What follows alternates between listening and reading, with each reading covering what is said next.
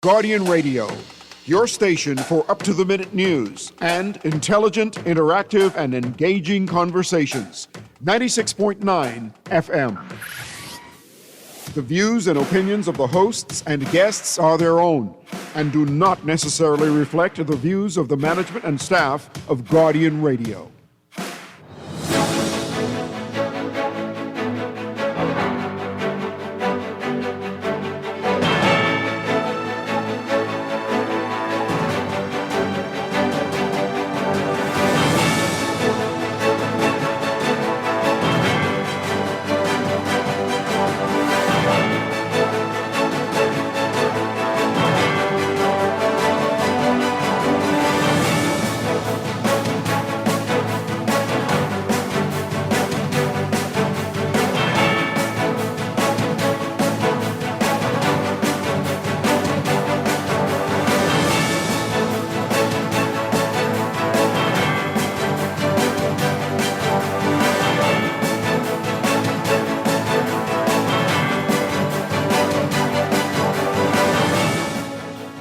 Good morning.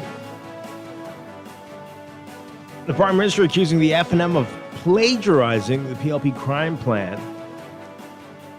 Prime Minister Davis confirming Clint Watson's interest in a PLP nomination in the upcoming election. And the BEMU continues its strike action. The Bahamas Educators Managerial Union President Stephen McPhee will be with us this morning. That's all straight ahead this morning. I'm Dwight Strachan, and this is Morning Blend. Wake up, it's a new day.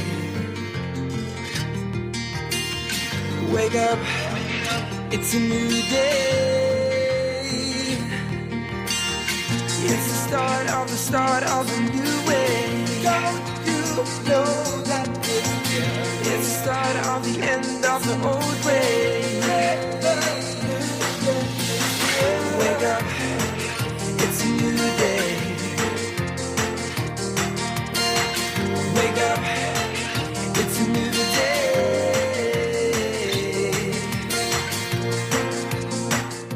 Good morning again, Bahamas. It is Wednesday, August 27th, 2025. This is Morning Blend on Guardian Radio 96.9.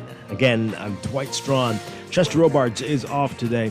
Also this morning, we promise it's going to happen today. Bristol Wines and Spirits are going to be with us this morning in business. That's all ahead today. But first, it's time for the overnight, the latest breaking news from while we're sleeping, and the top national and international headlines this morning.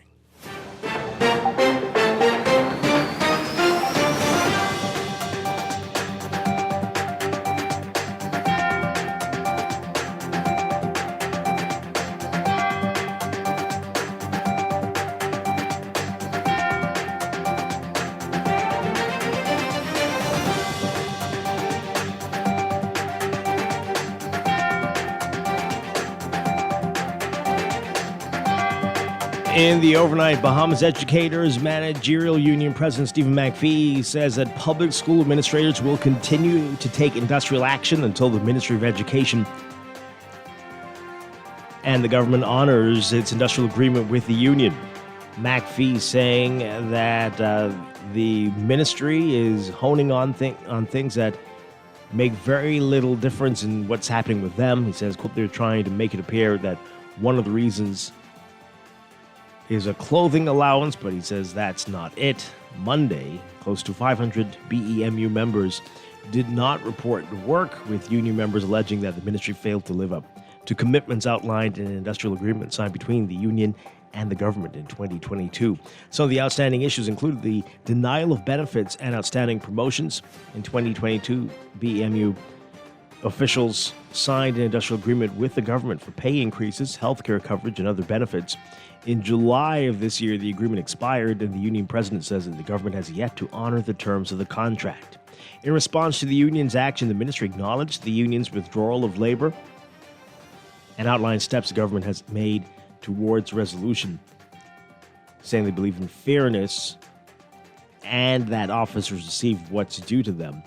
The ministry noted that the clothing allowance and transportation allowance owed to officers will be paid early next September, and that outstanding reassignments were completed on the 25th of August, and that confirmation for 37 officers remains under review. Well, Prime Minister Philip Davis speaking out against the F&M's crime plan presented over the weekend, calling it plagiarism. Prime Minister saying yesterday, quote, "This is a regurgitation of what we've already been saying over many years," pointing as far back as July 2011 when they put out a crime plan. Meanwhile, Prime Minister Davis confirming that ZNS General Manager Clint Watson is seeking a PLP nomination in the upcoming general election, saying, quote, "He has expressed interest in running for quite some time." The Tribune reported earlier last week that Watson is eyeing the Southern Shores seat.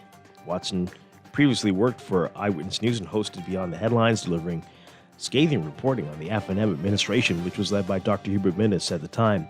Following the 2021 general election, ushering in the Davis-led PLP into power, he took a post as press secretary at the office of the Prime Minister, and 2 years ago, he took on his current role at ZNS.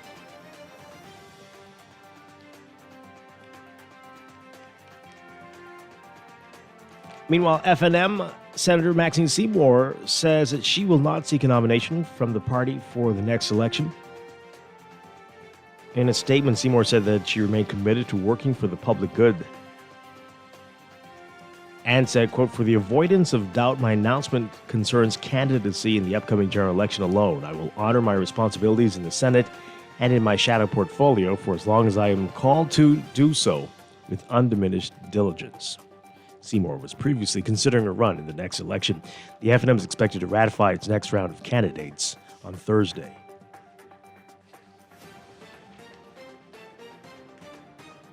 Prosecutors have decided to no longer pursue charges in a human trafficking and rape case that's been pending for almost a decade. Proceedings against Clayton Phillips and Lakeisha Dean Folks officially came to an end when a nolle prosequi was presented when they appeared before Senior Justice Cheryl Grant Thompson yesterday. Prosecutors allege that the pair trafficked a 26-year-old woman and conspired to traffic her between a date unknown and April 27, 2016. Phillips was also accused of raping the woman.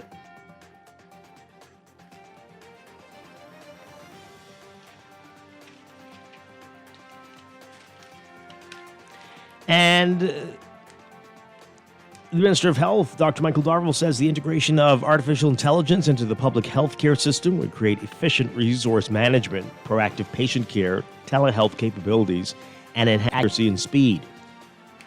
Speaking at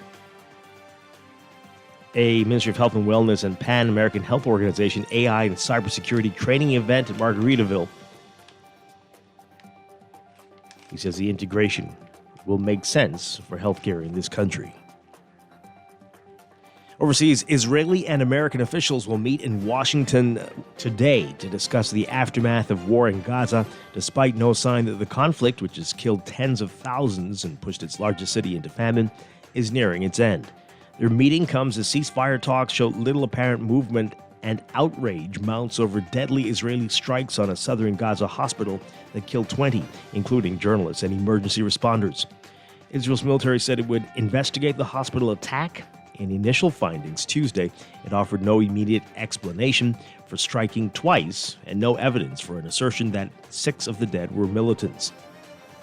U.S. Envoy Steve Witkoff telling Fox News Tuesday that U.S. President Donald Trump would chair the meeting, which would feature a, quote, very comprehensive plan we're putting together on the next day. Witkoff did not offer details. Talks about the Strip's future and the Gaza Strip's future are unfolding as aid groups warn an expanded Israeli offensive would worsen the humanitarian crisis in the besieged territory, where most residents are displaced, neighborhoods lie in ruins, and parts teeter on famine. Meanwhile, Israeli forces carried out a rare daytime raid on Tuesday in the heart of the occupied West Bank. This was the city of Ramallah, where the Palestinian Authority is headquartered. Dozens of Palestinians were wounded, according to local medics, as people throwing stones scattered after gunfire and tear gas. Israel said it targeted money exchanges linked to Hamas. but the raid was likely to further undermine the internationally recognized Palestinian Authority as it seeks to capitalize on recent decisions by some Western countries to recognize Palestinian statehood. Steep U.S. tariffs on a range of Indian products take effect today, threatening a steep blow to India's overseas trade in its largest export market. U.S. President Trump had initially announced a 25% tariff on Indian goods, but earlier this month, he signed an executive order imposing an additional 25% tariff due to India's purchases of Russian oil, bringing the combined tariffs imposed by the U.S. on its ally to 50%. The Indian government estimates the tariffs will impact $48.2 billion worth of exports. Officials have warned the new duties could make shipments to the U.S. commercially unviable, triggering job losses and slower economic growth.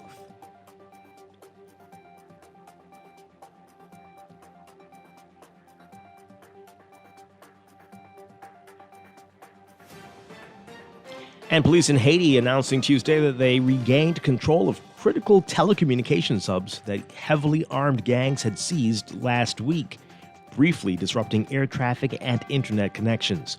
The takeover was a rare success for Haitian authorities and a UN-backed mission led by Kenyan police that have struggled to push back powerful gangs seeking full control of the capital, Port-au-Prince. The police operation at the Teleco site in the once peaceful community of Kenskoff began before dawn on Monday and lasted about 2 hours, according to a spokesperson for Haiti's National Police. Officials did not take questions during the news conference and did not say how many people, if any, were killed during the operation, but said that police found numerous guns, including automatic weapons with scratched-out serial numbers, and more than 1,000 bullets. Last week, gangs filmed themselves taking over the Teleco site, telling the government it had less than a week to start negotiations. The person in the video did not say what, if anything, the gangs were demanding. In another video, one gang member is seen apparently switching off multiple buttons on a large server and using a screwdriver to disassemble another server as the room he's in stops humming. He later stacks several motherboards outside of and films them as he says, quote, "I'm taking everything."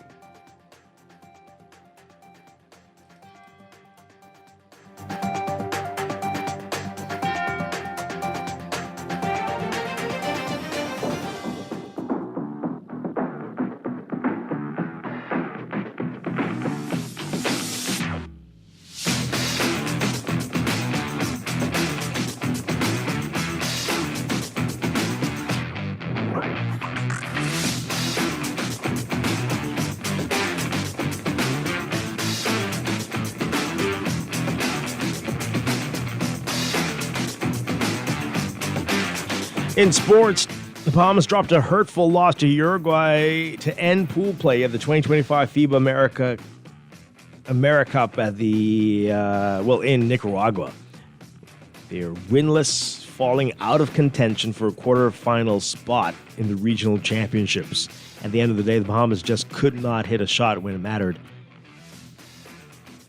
In the fourth quarter, with the game on the line especially, the team shot just 7 for 18 from the field in the fourth quarter and 3 for 12 from three-point range. They lost 191 to fall to a winless 0-3 at the tournament. Team Bahamas went into the fourth quarter with a 72-66 lead, but were outscored 34-19 in the fourth and 16-7 in the final 3 minutes of the game. A win could have clinched a quarterfinal spot for the team. Team Bahamas proving to be competitive without its complement of players from the NBA, but it wasn't enough to move to knockout rounds as they dropped all 3 games of the group stage. And the Bahamas' under-17 boys national basketball team winning the Bahamas Hoop Fest in Paradise Platinum Division, taking down Team NYC Puma 57-52 in the championship at Loyola Hall over the weekend. The team did not lose a game in the tournament, finishing with a 4-0 win-loss record.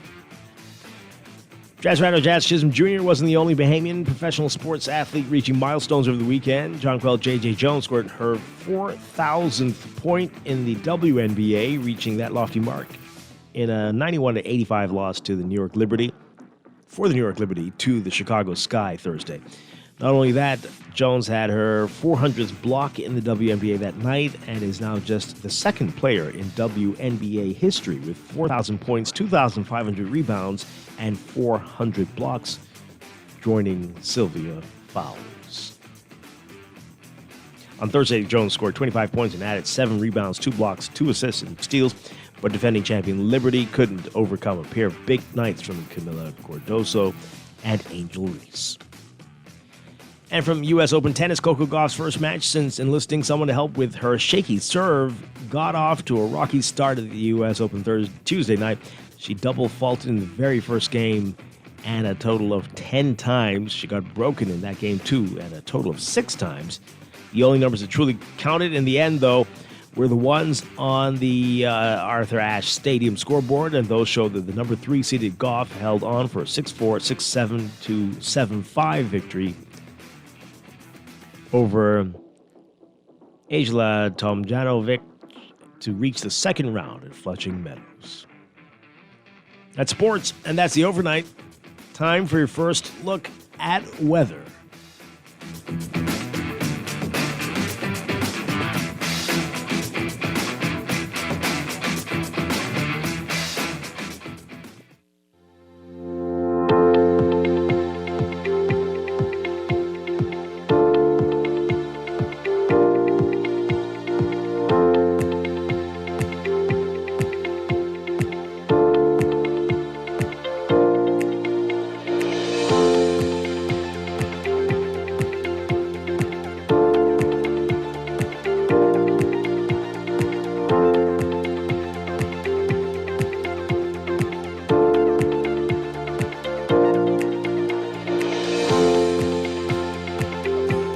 Your first look at weather brought to you by Star General. We've got another heat advisory. It's going to be in effect today between 12 p.m. and 5 p.m. Everyone's being advised to remain hydrated, limit time outdoors, and avoid strenuous activity in the sun. Heat indices, again, in the triple digits today. We've got a prefrontal trough inducing shower and thunderstorm activity over the northern Bahamas. Meanwhile, ridging over the rest of the country will continue to provide gentle to moderate breezes and a few passing showers. The unsettled weather over the northern Bahamas will continue into Thursday. Expect a break from shower and thunderstorm activity by Friday for the northern islands before a second trough produces wet and rainy conditions over most of the country throughout the entire weekend. And there is a moderate risk of rip currents along Atlantic coastal beaches and high to extreme UV levels expected over the next few days, especially for the central and southeast Bahamas. Your forecast for today, for most of the country, partly to mostly cloudy, becoming fair at night. For the extreme northern islands, though, a 30 to 60% chance of scattered showers and thunderstorms. Wind southeast to south at 10 knots or less, gusting in thunderstorms. For the rest of the northwest Bahamas, a 10 to 20% chance of showers and possible afternoon thunderstorms. Wind southeast to east at 10 knots. And for the central and southeastern islands, a 10 to 20% chance of showers and possible afternoon thunderstorms. Winds easterly at 15 knots, 15 to 20 knots today. Temperatures, we're looking at highs around 94, 95 Fahrenheit, 35 Celsius. But the heat index will make it feel like it's 110 Fahrenheit, 43 Celsius. Won't be much of an issue for the extreme northern islands as a result of all the rain you're expecting today. Overnight lows tonight getting down to about 81 Fahrenheit, 27 Celsius. That's your first look at weather this morning. We'll have your extended outlook coming up and look at the tropics in just a bit. This weather check brought to you by Star General. Insurance made simple.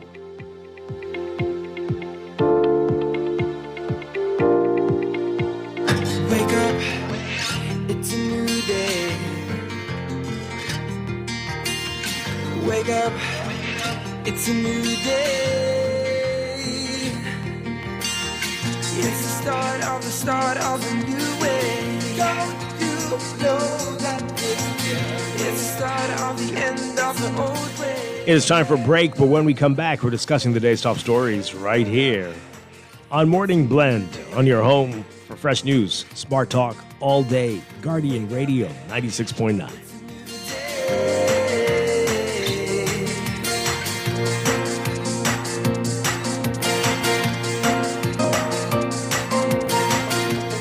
Tired of banks forcing you to use technology to bank the way they want you to?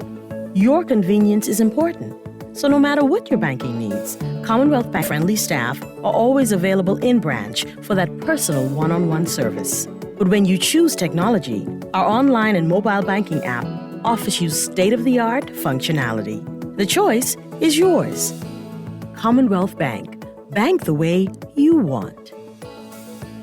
Looking to elevate your gadget game or a tech trouble simply slowing you down? Escape to a world of innovation at Custom Computers, your go-to store for the latest cutting-edge tech. Whether you need to upgrade your life with the best from Apple and Windows or your device needs a little TLC, the Custom Computers Know-How Store is the destination for unbeatable expertise and quality repairs. With 2 convenient locations, there's a Custom Computers near you on Patton Street in Palmdale and Caves Village. Or call 396-1100. Southwest Plaza has so many stores, I've been trying to find a sensible way to list them all. There's CBS Bahamas, the Ashai Institute, BENC Snack World, Bamboo Shack Bahamas, there, the Athlete's Foot and BTC, Games and More, John Bull Fine Threads, Alive, Bahari, Dairy Queen, 700 Wines and Spirits, Sandy's, Clarkson, Island Luck, Starbucks and Lowe's Pharmacy, plus Marco's Pizza and Lorraine. Southwest Plaza, what a wide array of stores. Southwest Plaza, stop by today and explore. As a healthcare professional, you dedicate your life to caring for others. But even with the best care, legal challenges can arise.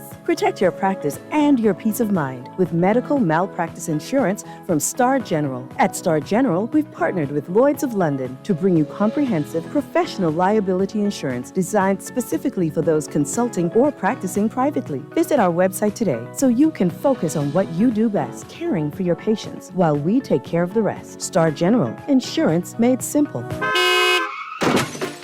No one likes a fender bender. Oh, man. From a little scratch to a full mashup, NUA Insurance has got you covered with auto insurance tailored to fit your needs and budget.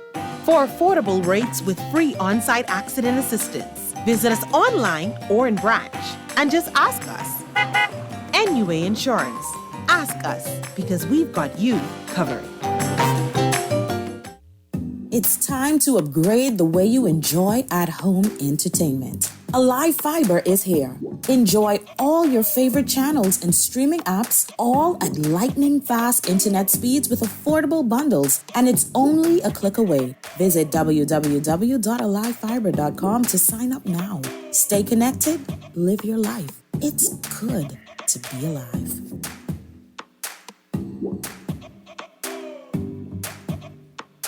Spring into savings at Robert's Furniture with appliance combos that work for your home and your pocket. GE 18 cubic feet fridge and stove, only $15.99. Visit our linen department where 100% cotton towels start at just $2. Take advantage of the long summer evenings with Panama Jack patio furniture and save 25%. Or how about a free box spring with any orthopedic mattress purchase? And with salary deductions, layaway, and the gift registry, there's a payment option to suit every budget. Robert's Furniture, quality, comfort, style, 5th Terrace, Centerville. 322-8862. Like us on Facebook. Maybe it's time to explore your options. There's no harm in reviewing your mortgage arrangement and considering a better deal. CIBC Caribbean can help you narrow your search and decide. Switch your mortgage to CIBC Caribbean and enjoy a special interest rate and help towards your switching cost. Visit CIBCFCIB.com/inspired home for more information. Conditions apply.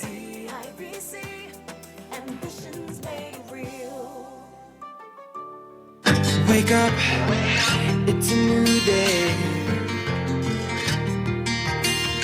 Wake up, it's a new day. It's the start of a new way. Don't you know that it's the start of the end of the old way. Wake up, it's a new day. Wake up, it's a new day.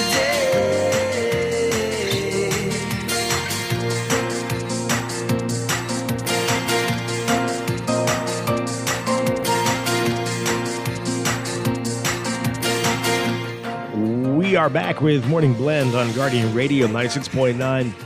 We're streaming live on GuardianTalkRadio.com and on the Guardian Radio app for smart devices. We're also on your televisions on Cable Bahamas, Channel 969, and BTC Flow, Channel 612. You can tweet us at MorningBlend969 or Facebook.com/MorningBlend969. Text us 422-4796. Standard text rate supply. Once again, I'm Dwight Strachan. Chester Robards is off today. He's going to be joining us later in the week. Also, this morning, well, they're the big headline, the NASA Guardian, BEMU, the Bahamas Educators Managerial Union. They continue their industrial action, and this is just days before public schools are set to open. What's that going to mean for the start of the new school year? Next week, teachers are already back in the classroom. But what is happening? We're going to talk with President Stephen McPhee this morning beginning in our 8 o'clock hour. And then in business, we've got Bristol Wines and Spirits. We were supposed to have them last week, but they'll be here today. They promised me they'll be here today. That's all ahead, but right now let's get into what else is in the news.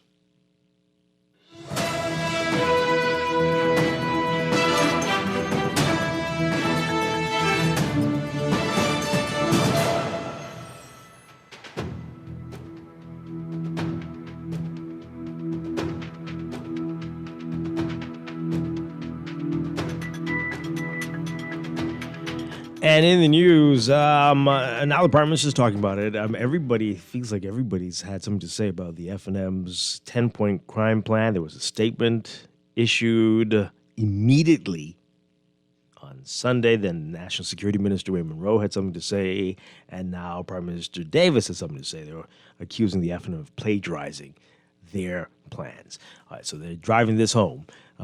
Nothing new there, nothing to see. Keep focusing on us. Okay. All right. And the Prime Minister also asked about Clint Watson, the Broadcasting Corporation of the Bahamas' general manager, and his interest in politics. We'll get to that in a bit. That's kind of interesting stuff there. As we said, BEMU will talk with them in just a bit as well. But this other story, we told you about this yesterday, the country's latest murder. And almost immediately yesterday, everybody seemed to know who this guy was, and his notorious reputation, which is really quite amazing. And so the Tribune is writing about this. Their big headline: "High alert after monster." That's in quotation marks because apparently that's his nickname. Monster killed. Alleged gang leader gunned down in targeted shooting. Okay, so they're writing that police and prison officials are on high alert after the fatal shooting of alleged gang leader Duran Neely, known as Monster, with authorities fearing his death could trigger violent retaliation.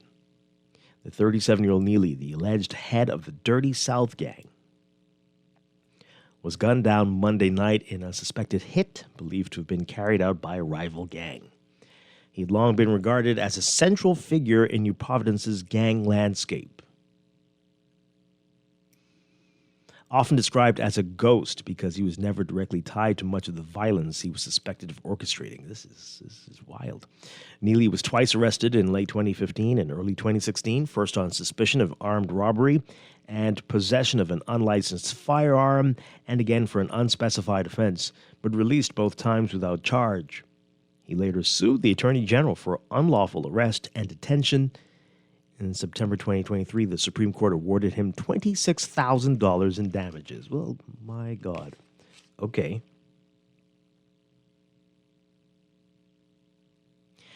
Over the years, he faced charges including murder and conspiracy to commit murder, though many of those cases ended without convictions. He was represented by, this is important, represented by National Security Minister Wayne Monroe, KC, before Monroe entered frontline politics. Need me to read that again? No? Okay. It's believed that Neely was driving home when a truck ran him off the road. As he got out of his car, he died in a hail of bullets, with 2 to 3 gunmen opening fire. He was found lying in a pool of his own blood. Police said shortly before 8:30 p.m., officers on routine patrol found a white Dodge Ram engulfed in flames on Munnings Road off Gladstone Road Nearby, they found a gray Chevrolet Colorado with a man lying dead on the ground beside the driver's side and multiple gunshot wounds.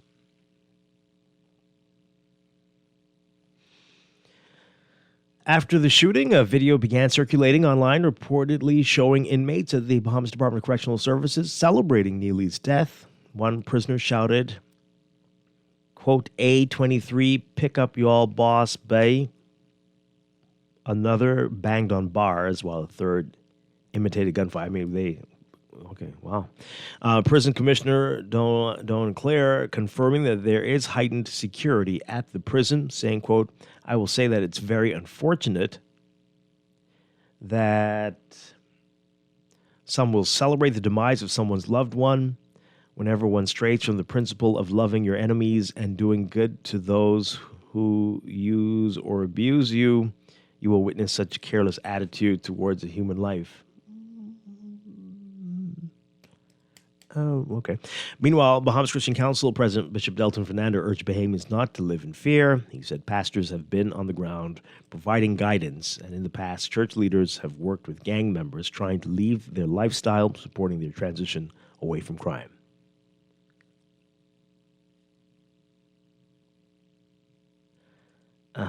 Okay. There's another story here from Carlos Reed. The headline is Neely felt branded a criminal by the legal system even when charges didn't stick. What is happening? What's going on? Okay. So they write that Carlos Reed says his last conversation with alleged gang leader Duran Neely revealed a man who felt repeatedly branded a criminal by the legal system even when charges against him did not stick. Neely, known as Monster because he used to like to drink? What was that? What was the reason? Why would you be called? Anyway, was killed Monday night in a suspected gang hit, sparking fears of retaliation. Reed, a consultant in the Ministry of National Security, said Neely had expressed frustration over how arrests without charges left a lasting stain on his reputation. Reed said, quote, an example is when a person is arrested by police for suspected murder. Although police may release the individual once no credible information is found, the public may still view that person as guilty since nothing is done officially to clear their name. He was saying that a lot of times the police made him who he is because they lock him up over and over, and people feel like he did what the police locked him up for. I'm going to read that again.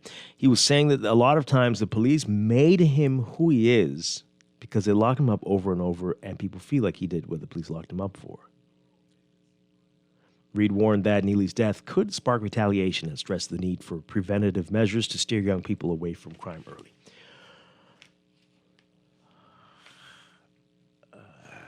Okay.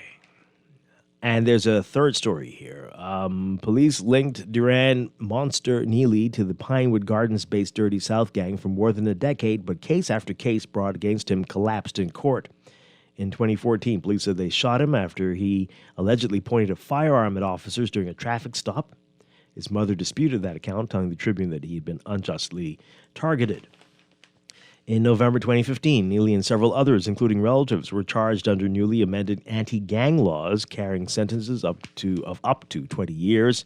Justice Bernard Turner later ruled the amendment had not been properly gazetted, and prosecutors withdrew the charges the following month. Neely was arrested twice more in December 2015 and February 2016, but released without charge. He later sued the state, and in 2023, Chief Justice Sir Ian Winder awarded him $26,000 in damages after finding the detentions unlawful. The matter was initially heard in March 2021. His lawyer in that case was Wayne Monroe, who is now the National Security Minister. Neely was also named a co-defendant in the high-profile prosecution of Jamaro Edgecombe, accused of murdering police informant Alwayne McKenzie in 2012. Justice Gregory Hilton directed the jury to acquit Neely in 2019, saying the evidence was insufficient. Edgecombe was convicted but later won an appeal. Despite repeated public identification by police as a gang leader, Neely did not hold a murder conviction. Court records show Inspector Ricardo Hanna once suggested under cross-examination that Neely, quote, might have had some kind of insider, noting he always seemed to be waiting outside his home with a blanket when officers arrived.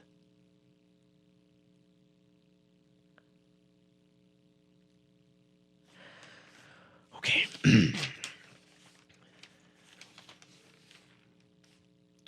Wow. Some of you are living some very exciting lives. I have to admit, I've never heard of this person until yesterday. Everybody was telling me all day long who he was. Everybody seemed to know.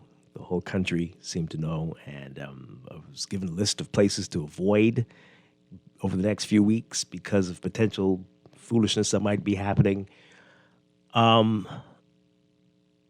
If you're not concerned about this and how casual some people are about this kind of stuff and how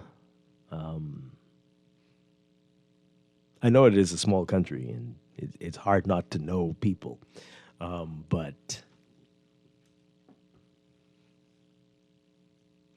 somebody said that on the show yesterday, we're too small for some of the stuff that's going on here and for it to continue for so long and for so many to be hurt.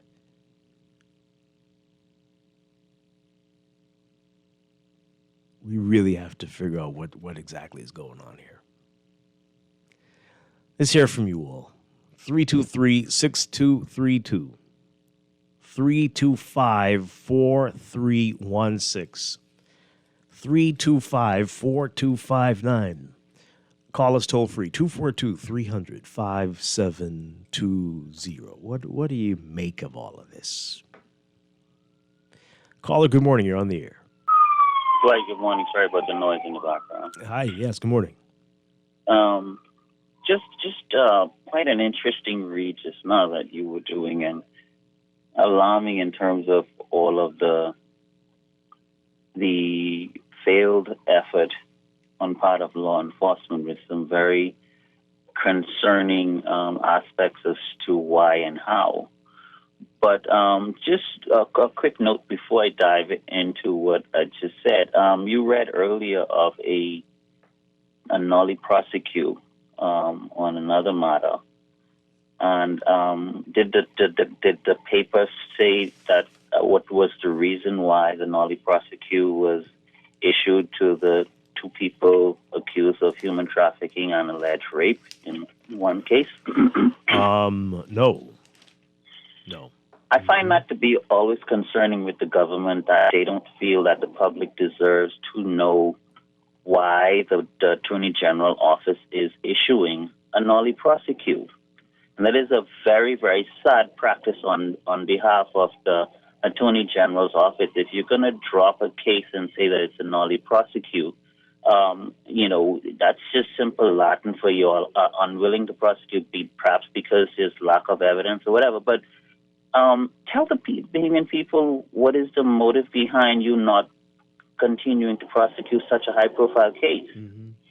Anyway, this incident with which we were talking about yesterday, I myself have been receiving advice from different people as to areas to avoid as a result of possible retaliation based on this incident. And likewise, myself, I'm not very familiar with the deceased, but that litany of failed prosecution that you read, it doesn't speak to me, it doesn't sound like a perhaps lack of this person being involved in some form of nefarious activity. It sounds largely that the government had serious breakdown in its prosecutorial ability, and also its ability to bring witnesses and keep them to the table in order to testify, et cetera, et cetera. But that is sad. It's really sad that a case of that nature passed through the courts on so many different instances, and in a country where we claim to have such effective policing, and we were not able to win the case, and then eventually end up being sued and the accused winning the lawsuit. That doesn't speak highly of the police's ability to deal with the one of the most high-profile alleged gang leaders in this country. I'm very concerned of what you just read just now. Very concerned. I'm highly disturbed. Highly disturbed. Absolutely. Yeah. I think we all should be. We all should be. And the names associated and the people who are defending, or I don't know if it's defending, whatever. Thank you, John. I really appreciate the call. But just, again, I don't understand. I don't understand. Caller, good morning. What say you? Hey, Dwight, how goes it? I'm doing well. Good morning. Yeah, well, you said something about the police made him the monster guy. Well, that's what Carlos Reed is saying. Yeah, well, he might be, might be right about that because he spent time with a lot of criminals and he knows the system very well. But how does this system, Dwight, shape and form criminality? Because when you have a lawyer who is smartest lawyer, one of the smartest, and he can represent you and probably find ways to get you off. And then it's like you become accustomed to committing crimes and getting off because you can afford, the legal avenues to get off. But isn't it true that law defines crime, and once that crime is defined through legislation, it should be a clear-cut case? Why aren't we following the law? Is it selective enforcement we're looking at here? That, because of someone connectivity or have money, then your treatment is going to be different. Because, when you look at it, we have a lot of white-collar crime that you don't hear about. Mm-hmm. That just goes on and on and on and on. I mean, we don't need to go down the list. But there seems to be a big gap, right, between the actual crime and what the law says the punishment should be for the crime. Because there's this gray area where you can bargain your way through with a good lawyer. Doesn't it appear that way? And now it takes street justice to finish you off. Yeah.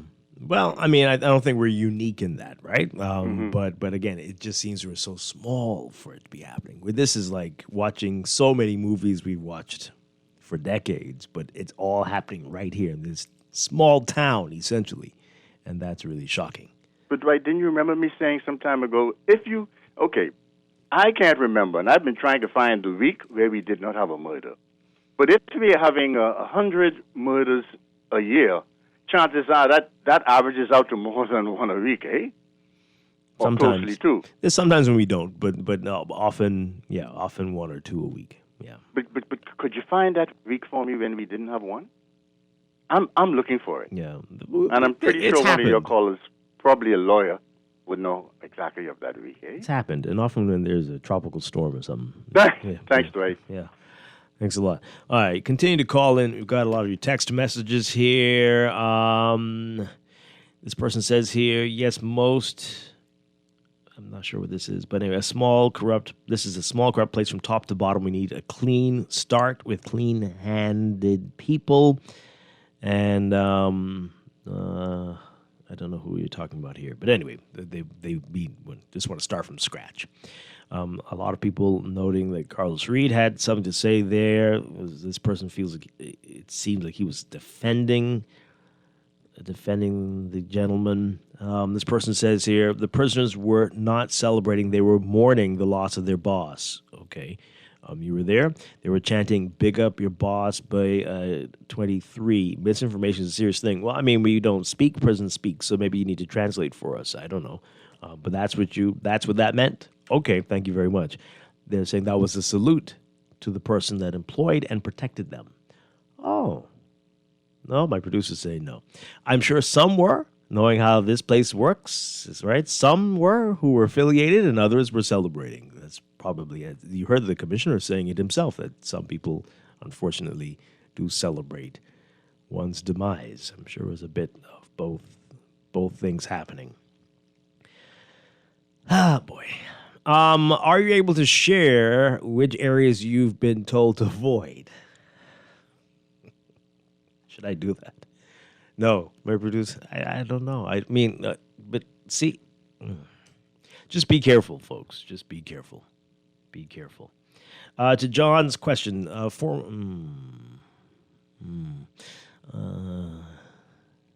Okay, I don't want to read that one. Boy. This texture says, caller will get to you in a second. This person says here,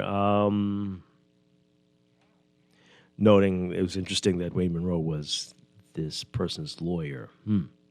I hope you notice which lawyer's name came or always comes up. I don't know if it's the same lawyer, but there's a group of lawyers all the time when it comes to these gang leaders and criminals. But people act dumb. No. But dumb people like you, I guess, talking to me, listen to him saying what he's going to do to stop crime. So if the PLP loses the next election, what do you think he's going to do? Dumb people like me. He's going right back to the law firm and will be defending these criminals. What is that? I don't know what you're saying. Okay, that's what he has the right to do that. He's in the position now. That's what he says they're going to do. I mean, it's whether you believe them, you have the evidence to see for yourself. If you don't want to believe them, that's on you. If you want to call people dumb, well, I guess it takes one to know one. But hey, okay. Thanks a lot for the text. Appreciate it. Let's take this call. Good morning, call. You're on the air. Good morning, Dwight. How are you doing? Doing well. Johnson. Right in solo? Yes. Yes, okay.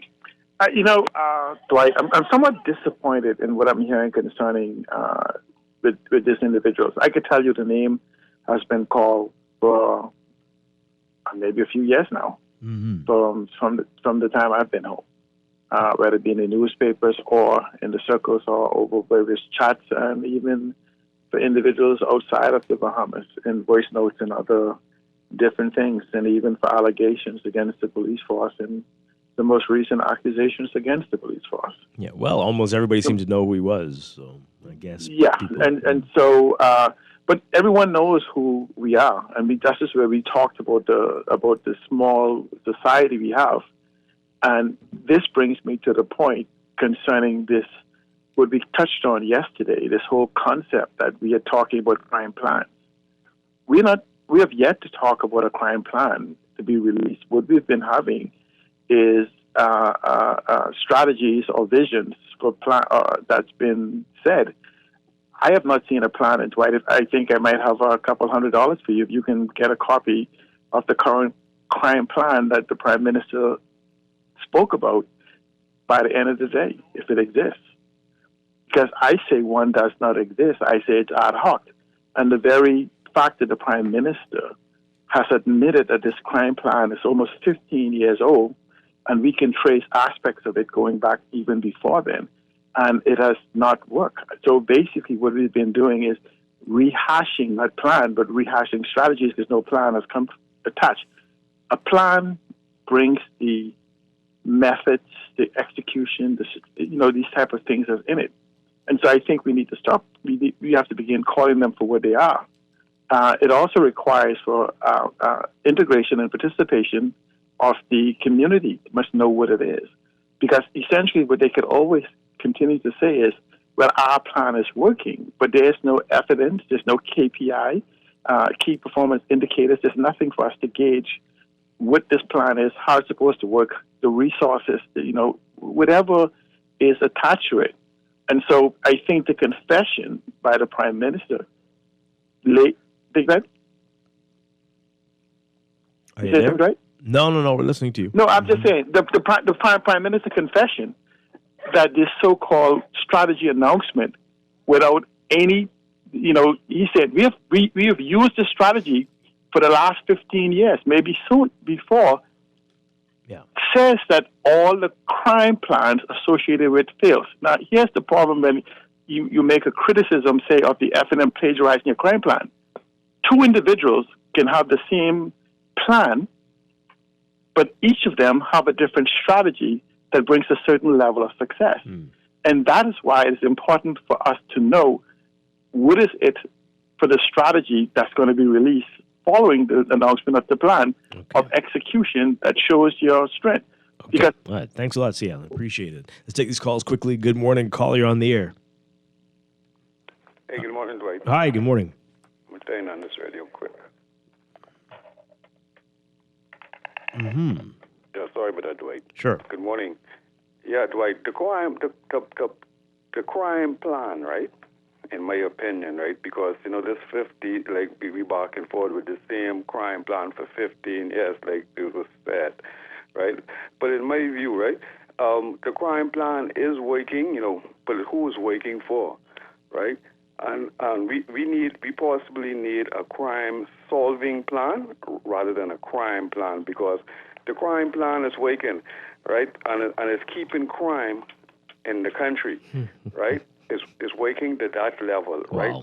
Because if it was a successful part of this crime plan, right, we've been reaping the benefit of it. But to see the PLP and the FNM fighting over the same crime plan, right? That both of them claims that it's working. It is, and we also are experiencing the fact that the crime plan is only fueling crime inside this country. We need a crime-solving plan, right? Guys, have a nice crime day. stopping, crime solving. Yep, absolutely. Okay, one more call. Good morning, caller. You're on the air. Yeah, good morning, Dwight. Good morning, Bahamas. Hi, good morning. You know, Dwight, when I hear the Prime Minister language, and I'm not targeting the Prime Minister because, like I always stress to you, I don't have no security details. I have to navigate through this, what the United Nations describe now as a conflict zone all by myself, with God's help.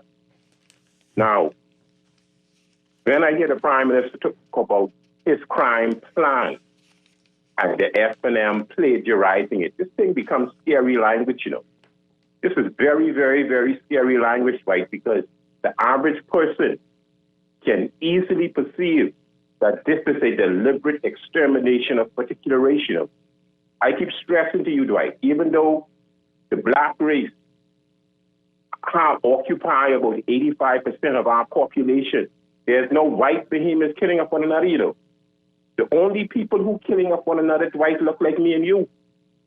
So is this the plan? Successive governments over the years, they have all done over 100 murders in a fiscal year. Is this the plan the Prime Minister bragging about? The plan should be, Dwight. The plan should be in this archipelago, this small island state. The plan should be for the leaders to look at making the Bahamas the safest place on planet Earth. That should be the plan, be a tourist destination. You can imagine, right, if we were one of the safest places on planet Earth, the amount of tourists that would flock to the shore. Yeah. Is this the plan, Dwight? Interesting stuff. Do you see any indication? You're raising some that great we are headed points. in this direction? We are doing record numbers, right? The world standard average is 5 months for 100,000. We're doing some cases 30 for 100,000. Is this the plan? That the Prime Minister is bragging about, they've been around since 2011. I mean, when you look at statistics, the statistics will find out that since 2011, we've been averaging over 100 murders a year. There's nothing to celebrate about. Yeah. What's going on in this country, right? Help me out, man. What's going on, man? I wish I could. I wish I could answer the question, but I hear you. And you're asking some great questions. Callers, we'll get back to you in a bit. Let me just read some more of these text messages. This person says, Bahamians act like the police investigate crimes. Jokes. Police lock up the same people over and over. Once your name gets called, they target you over and over without evidence. That's why these dudes, I'm editing a bit, beat cases over and over. Oh, boy. Everyone's deciphering what they heard in that clip there. Okay.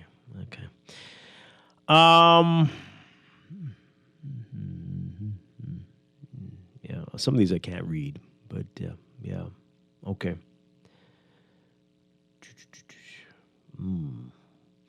Wow. Thanks for. Okay, I can't read most of these. Oh boy, here's a text. Oh boy, this text says they've lost respect for Carlos Reed. Wow, the persons were shouting, "Pick up your boss." Yes. Okay, why is it that the police didn't do wiretaps? I have police officers bragging that they work for and riding with Dirty South. I'm telling the truth. And yes, lots of history here. Well. Okay, so the whole place really does need to be thrown away. That's what we're saying, right? Everybody is touched and tainted and friends with, apparently everybody graduated, went to school with, used to paste with, I've heard everything over the past couple of days, and everybody knew.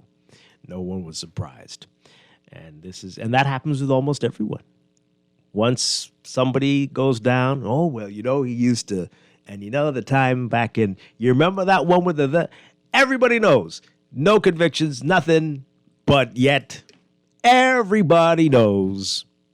Big time lawyers represented, this, that, everything, and here we are every day. But y'all must like it like this. Obviously.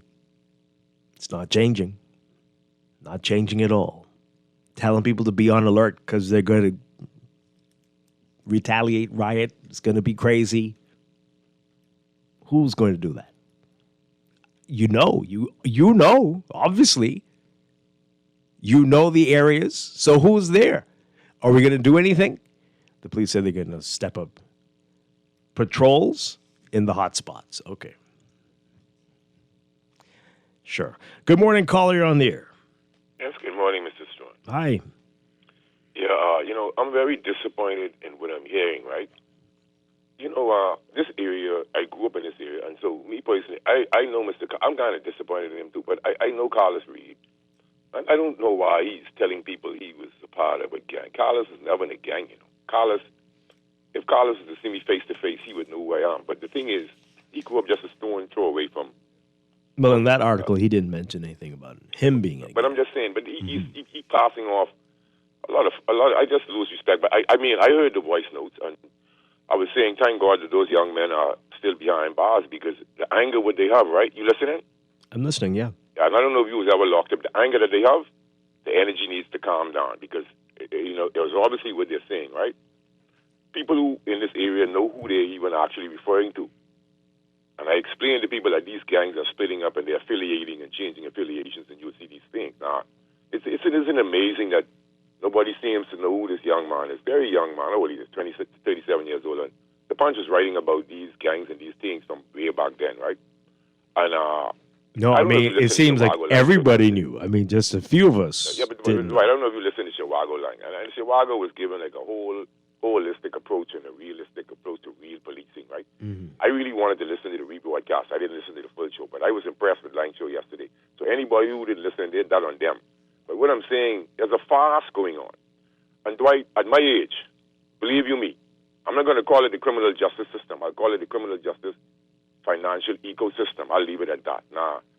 Everybody can be as naive if they want and don't listen to senior man who on the ground. Most of these youths, they might even go them up, You see what I'm saying? And I'm disappointed in the level of behavior and also the animosity and the senseless tit-for-tat killing. I thought that this young man death would be a warning and use this as a warning to all of the younger imbeciles who are embracing this BS, Dwight. You don't get what's going on. Dwight, I didn't even want to talk about this, but I'll tell you what happened to me the other day when I was on Monaco buying some fish, right? I just happened to sit the way the guy to clean the fish, and I was in close proximity to a bunch of young men. They looked like anywhere from about 9 to maybe about 14 or 15. And you know what the conversation was all about, Mr. Strachan?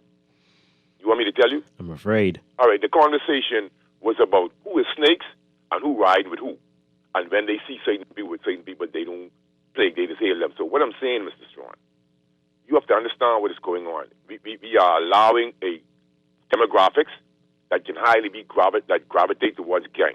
Mm. The PM is running a farce and a psychological operation. Nothing impressive is coming out of their mouths because you're allowing unabated migration, gang members. I live in the Grove. Every day I look up the strange people. So I don't, Mr. Strachan, can you conceive in your mind how you could fight crime without having controlled migration? How can you fight crime when you're allowing people, I'm trying to figure out, Mr. Strachan, what is the reason for our embassy in Haiti and in the Turks and Caicos? What purpose are these embassies serving when we had behemoths killed? Nothing is being brought forward as to what happened to them. But yet still, these people talking about fighting crime. And when they say plagiarizing what? Let me tell you something, Mr. Strachan. From you not having consultation with former criminals, you can't solve no crime. And anyone who solved crime, they will be taken out. It's a reason for why they call it the system. You know who's donating the most money to the Treasury? The criminals, the drug dealers who get fined and who pay a fine. Large sums of money being confiscated from people, plus they was fined and sent to jail. But you have people who work for government, have all type of material accomplishments, but they can't give an account for it. But you're talking about crime. What type of crime? Crime is only when it is played out to the public. And so, for people to sit back, I really listen to the naivety, even as everybody heard the voice. Some imbeciles hearing what they want to hear. But like I say, people on this road know who they're actually referring to. And the reason why the young men are saying, pick up your boss or whatever, is because that was the narrative of the young man that was killed. He was always doing that. So what they'll do is they'll pass certain information on Facebook in inconspicuous ways. There's why I said years ago that the imbeciles must police Facebook. All of this stuff, all of these back and forth is going on Facebook, But nobody wants to take a look. They won't even take a look at a real book. And so, here's the wallowing. Right, nothing could change, because you have to attack this from the primary school level. When I told the people this, they don't believe that they started from the primary school and are recruiting the roots, because the level of delinquency within the inner city is so high until it's frightening. So when these imbeciles come on the radio talking about crime, and I just look at them and laugh, Mr. Storm, because nobody's on the ground doing what Carlos Reed is doing. But Carlos was disingenuous and whatever he's thinking, because it's not about, all right, the other day, when this young man was in the hospital, you saw how much police car was around Doctor's Hospital. You have to look at these things and after. I don't know what world you're living in, Dwight. The power that I said, people with influence, they have money, and we are all naive, very, very naive, and just believe everything we even told. Just like the humanity embracing every imposition by technological advances. All right, 52. Let me get some of these. It's a sad human journey. Thanks so much. I know that I understand the passion. It's frustrating indeed. And you have to wonder, this is by design. It really does seem so. This is definitely working for somebody. Definitely. Let's see if we can get this final call in. Good morning, caller. You're on the air. Hey, good morning, Dwight. Good morning. Good morning. Turn on your radio for us, please. All is well? Yeah, doing well. Okay. I agree with 52 concerning a couple of things he say, but the caller before 52, which world he living in? The fellow what was talking about plant. You can't plant for criminal-minded people. Dwight, let me give you a solution, idea. Watch this. Let's say you wake up this morning. You put in your mind, you go into the food store. Who know you go into the food store? Hello? Anybody will know you go into the food store? If you tell them. So when a criminal-minded person get up in the morning or through the day, whatever time, nobody know that what the man going to do. So you can't make no plan for crime. I don't care what nobody say. You cannot make a plan to stop a criminal-minded person from doing something. I don't know if I agree with you. You don't agree? No. Okay, let me ask you something then. And we certainly make it a little too easy for people to commit crimes here and to get away with it, right? We claim we have, we seem to have it, a CCTV network, but again, it's used after the fact, only after the fact.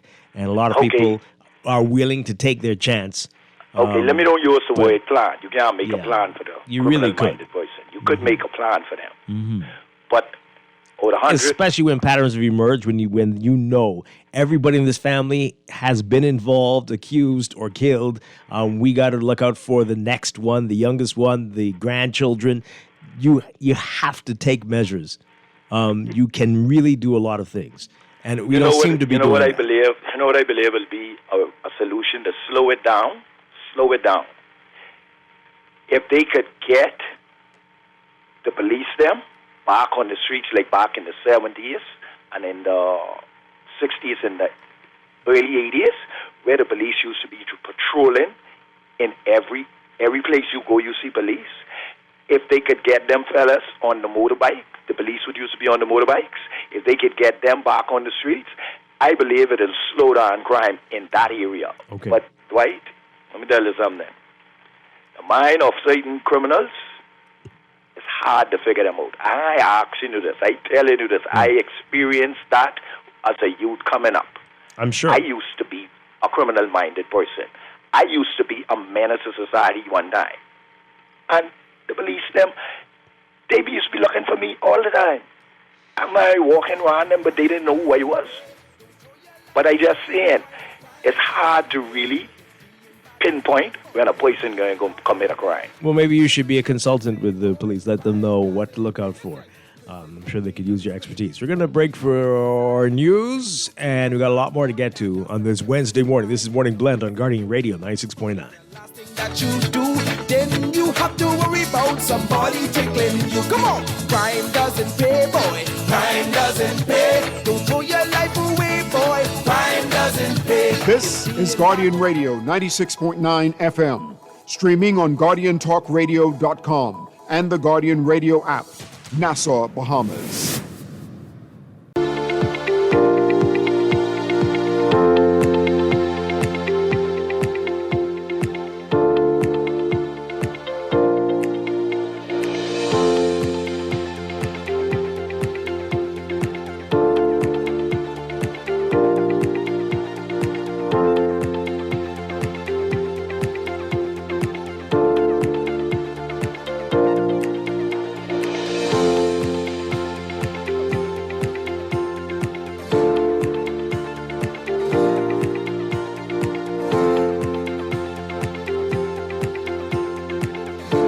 Welcome back to Morning Blend here on Guardian Radio 96.9. We are streaming live on GuardianTalkRadio.com and on the Guardian Radio app for smart devices. We're also on your televisions on Cable Bahamas Channel 969 and BTC Float Channel 612. You can tweet us at Morning Blend 969 or Facebook.com/Morning Blend 969. Text us 4224796. Standard text rate supply. And now at 8:24, it is time for another check of your weather for today, brought to you by Sherwin-Williams Paints. Here is what's happening. We've got another heat advisory in effect. That's going to be from 12 p.m. to 5 p.m. Another very hot day in store. You're being advised to remain hydrated, limit time outdoors, and avoid strenuous activities outdoors, as heat indices will remain in the triple digits again today. And UV indices will also be in the extreme level. So we've got a prefrontal trough that is bringing shower and thunderstorm activity across the northern Bahamas. Meanwhile, ridging over the rest of the country will continue to produce gentle to moderate breezes with a few passing showers. The unsettled weather over the northern Bahamas will continue into Thursday due to a prefrontal trough, but expect a break from the shower and thunderstorm activity by Friday for the northern islands before a second trough will bring more wet and rainy conditions over the rest of the country through the entire weekend. All right, so for today, we are looking at, for most areas, partly and mostly cloudy conditions, becoming fair tonight for most of the country. And for the extreme northern islands, it's going to be pretty wet. A 30 to 60% chance of showers and thunderstorms. Most of the country will see 10 to 20% chance of showers and possible afternoon thunderstorms. No matter what, though, we're going to see some hot temperatures, some high temperatures, and some hot conditions. Highs around 95 Fahrenheit, 35 Celsius. The heat index will make it feel like it's 110 Fahrenheit, 43 Celsius. Overnight lows tonight getting down to about 80 Fahrenheit, 27 Celsius. In your extended outlook for tomorrow, Thursday, mostly cloudy in the northern Bahamas. Elsewhere, partly cloudy, becoming fair at night. Still a 30 to 40% chance of showers and thunderstorms for the northern islands. By Friday, partly to mostly cloudy for the northern and northwest Bahamas, partly to mostly sunny for the central and southeastern islands, and pretty much the same for Saturday into Sunday, with rain chances, as we said, going up by Sunday into Monday, around 30 to 40, from Saturday, 30 to 40% chance of showers and thunderstorms for most of the country. In the tropics, just Tropical Storm Fernand out in the Atlantic, and tropical storm or cyclone formation not expected during the next 7 days. That's your Morning Blend weather check, brought to you by Sherwin-Williams. Looking to paint? Well, your local Sherwin-Williams store has top quality paints, expert advice, and everyday discounts to help you save, only at Sherwin-Williams.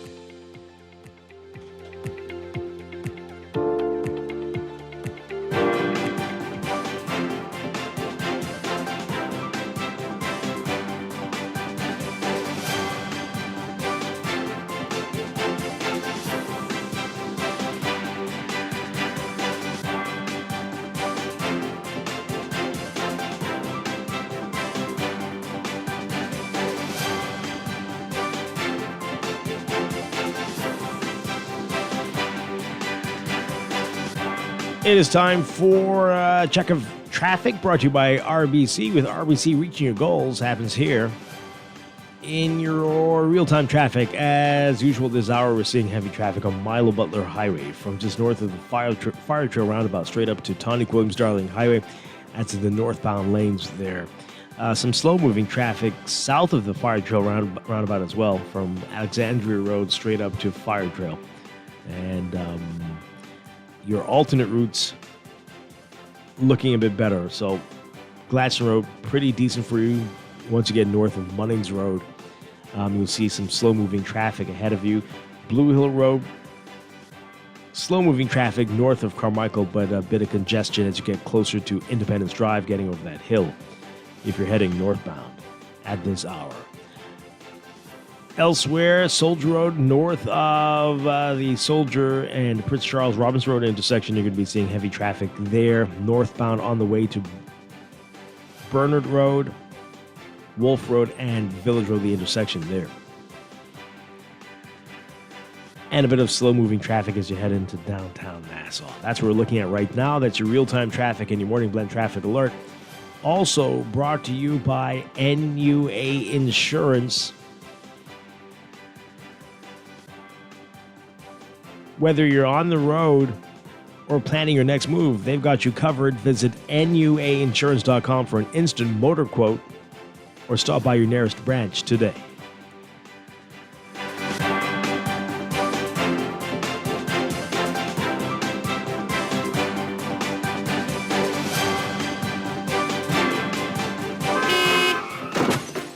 No one likes a fender bender. Oh, man. From a little scratch to a full mashup, NUA Insurance has got you covered with auto insurance tailored to fit your needs and budget. For affordable rates with free on-site accident assistance, visit us online or in branch and just ask us.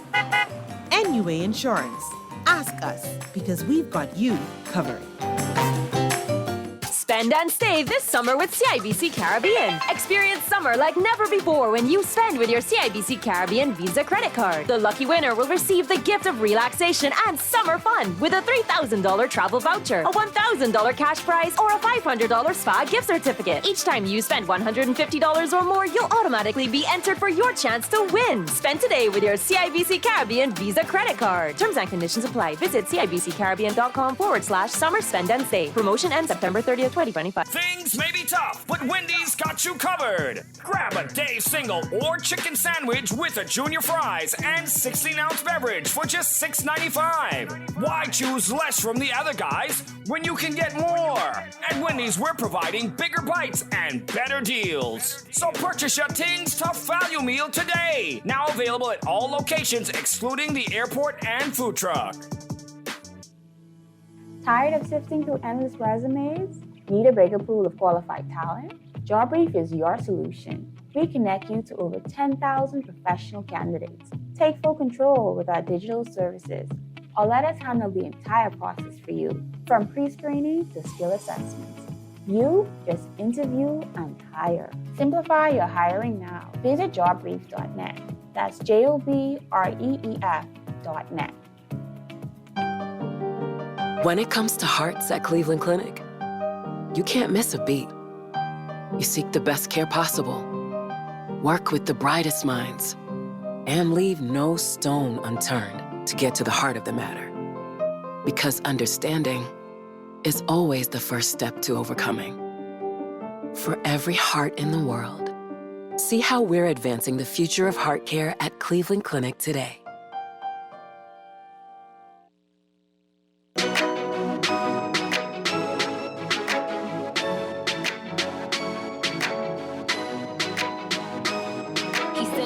From Jamaica, he owned a couple acres, a couple fake visas, cause he never got his papers. Gave up on love with them. Okay, welcome back to Morning Blend here on Guardian Radio 96.9. Dwight Strong with you on this Wednesday morning. So we're changing gears now. I'm talking about the other big story in the country, the Bahamas Educators Managerial Union.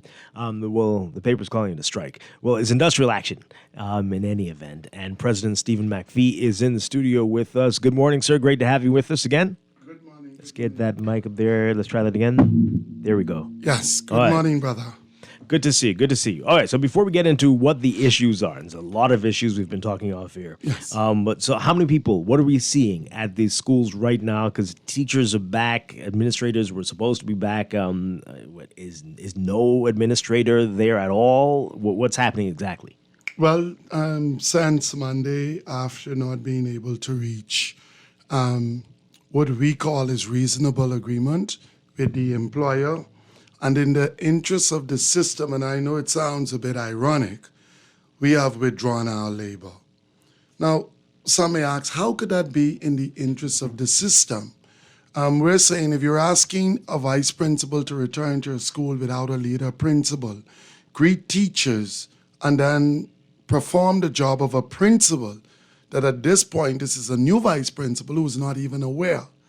We're looking for chaos. And, and there are schools without principals at this point. Many schools in New Providence, and these are not new vacancies, Dwight. This is part of our frustration. We would have said to the employer, this started about a year plus, we've been at this. We got commitments in October from the Ministry of Education, the Ministry of Labor and Public Service, and the Public Service Commission, that those matters were supposed to have been addressed as far back as October.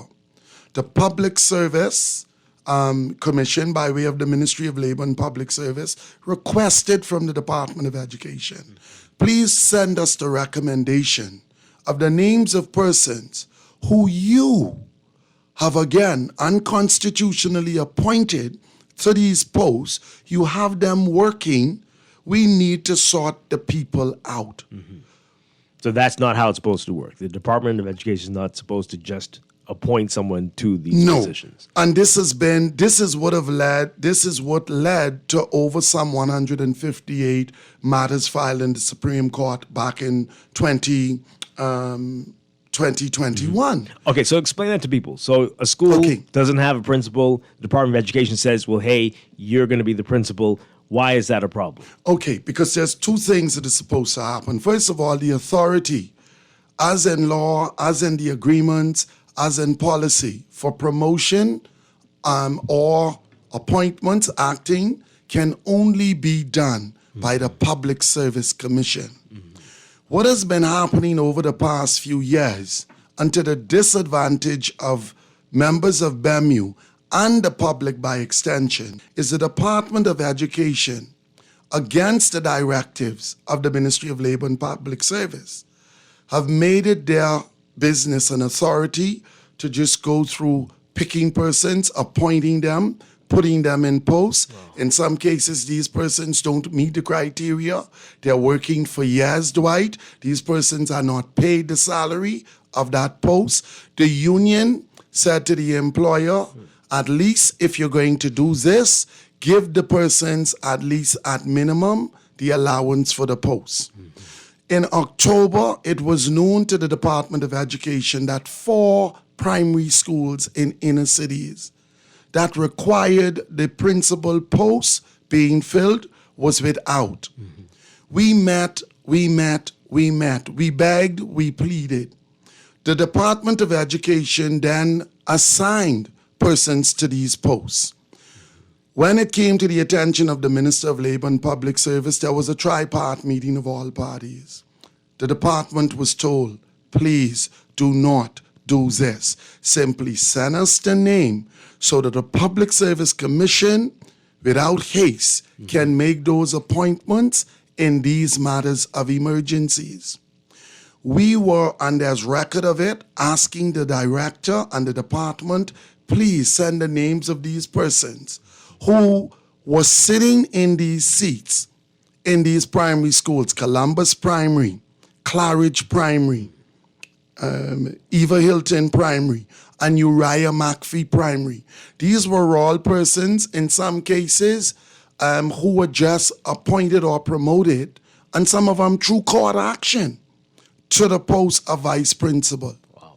We then took on assisting, because it was short term, a few weeks. And the end, Dwight, we're at a point where those persons now have been told, here is what is unfair. They were removed some of them without even letter or notice. When they went to work, what they were aware of is another principal was sent, a substantive principal, promoted properly to the office. Wow. Not even been told verbally or receive a letter. So that's the first challenge. After serving in the post for sometimes years. As they say, assisting and helping. Secondly, 3 of the and what are you persons... supposed to do? You're supposed to just go back to being a regular teacher? Yes, and in the same school in some cases. Now, in 3 of the matters, telling the persons who applied for the post, you will not even be granted an interview. Now, the Public Service Commission, from what we understood in the tri-part meeting, said, okay, we've erred again. The Department of Education, you've erred again.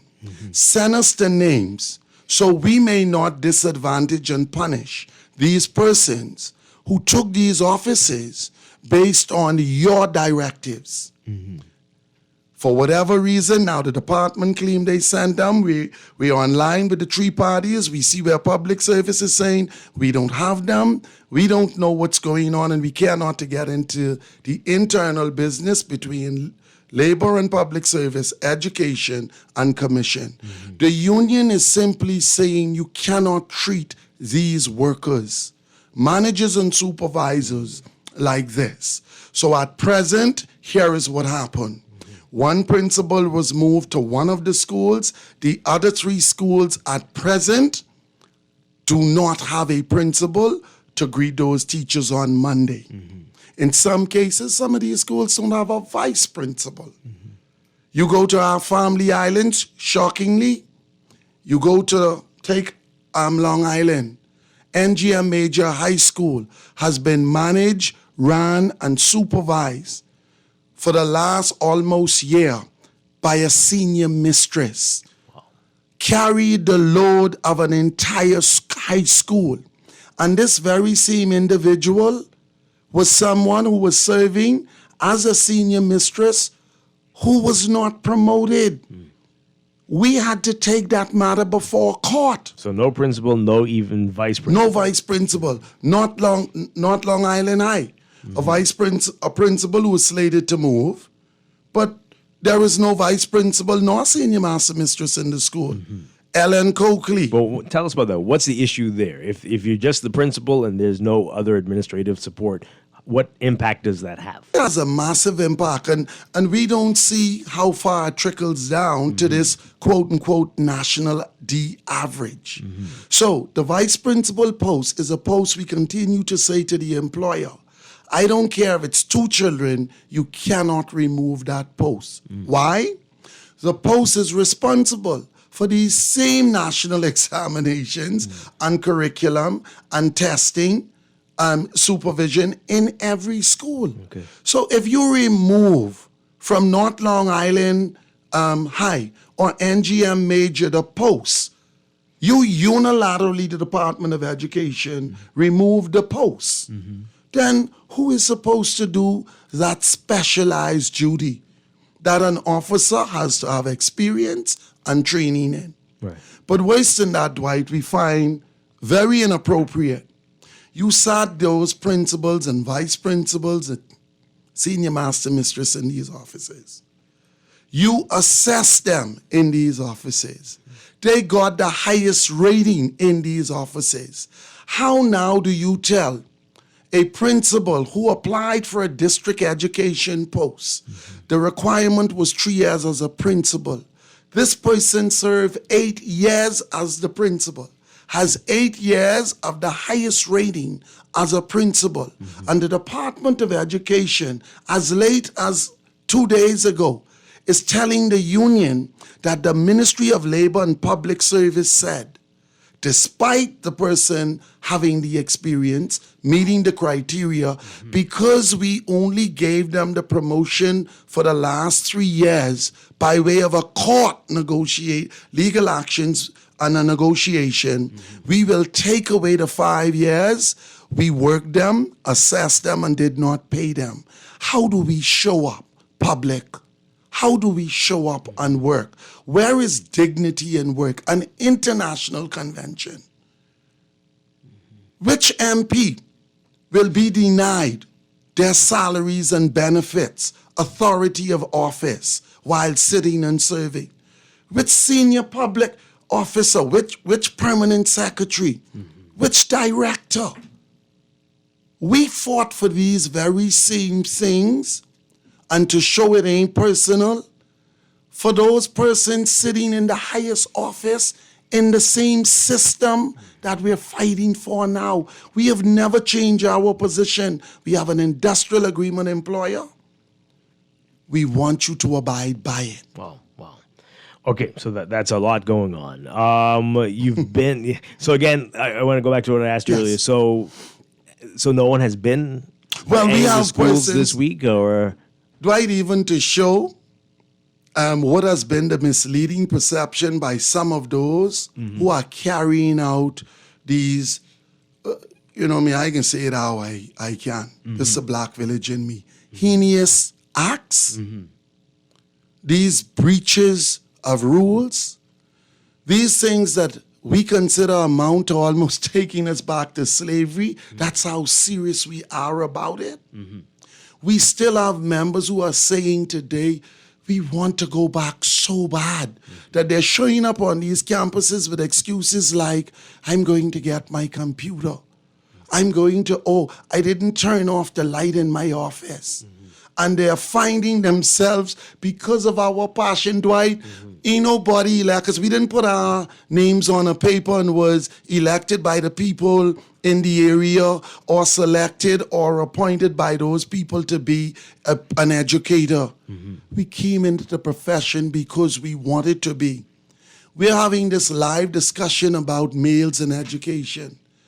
Well, I'm one of them. I'm seeing live what males, females, and all have to fight in the system. Dwight, which male we can encourage to come into this system? Which male?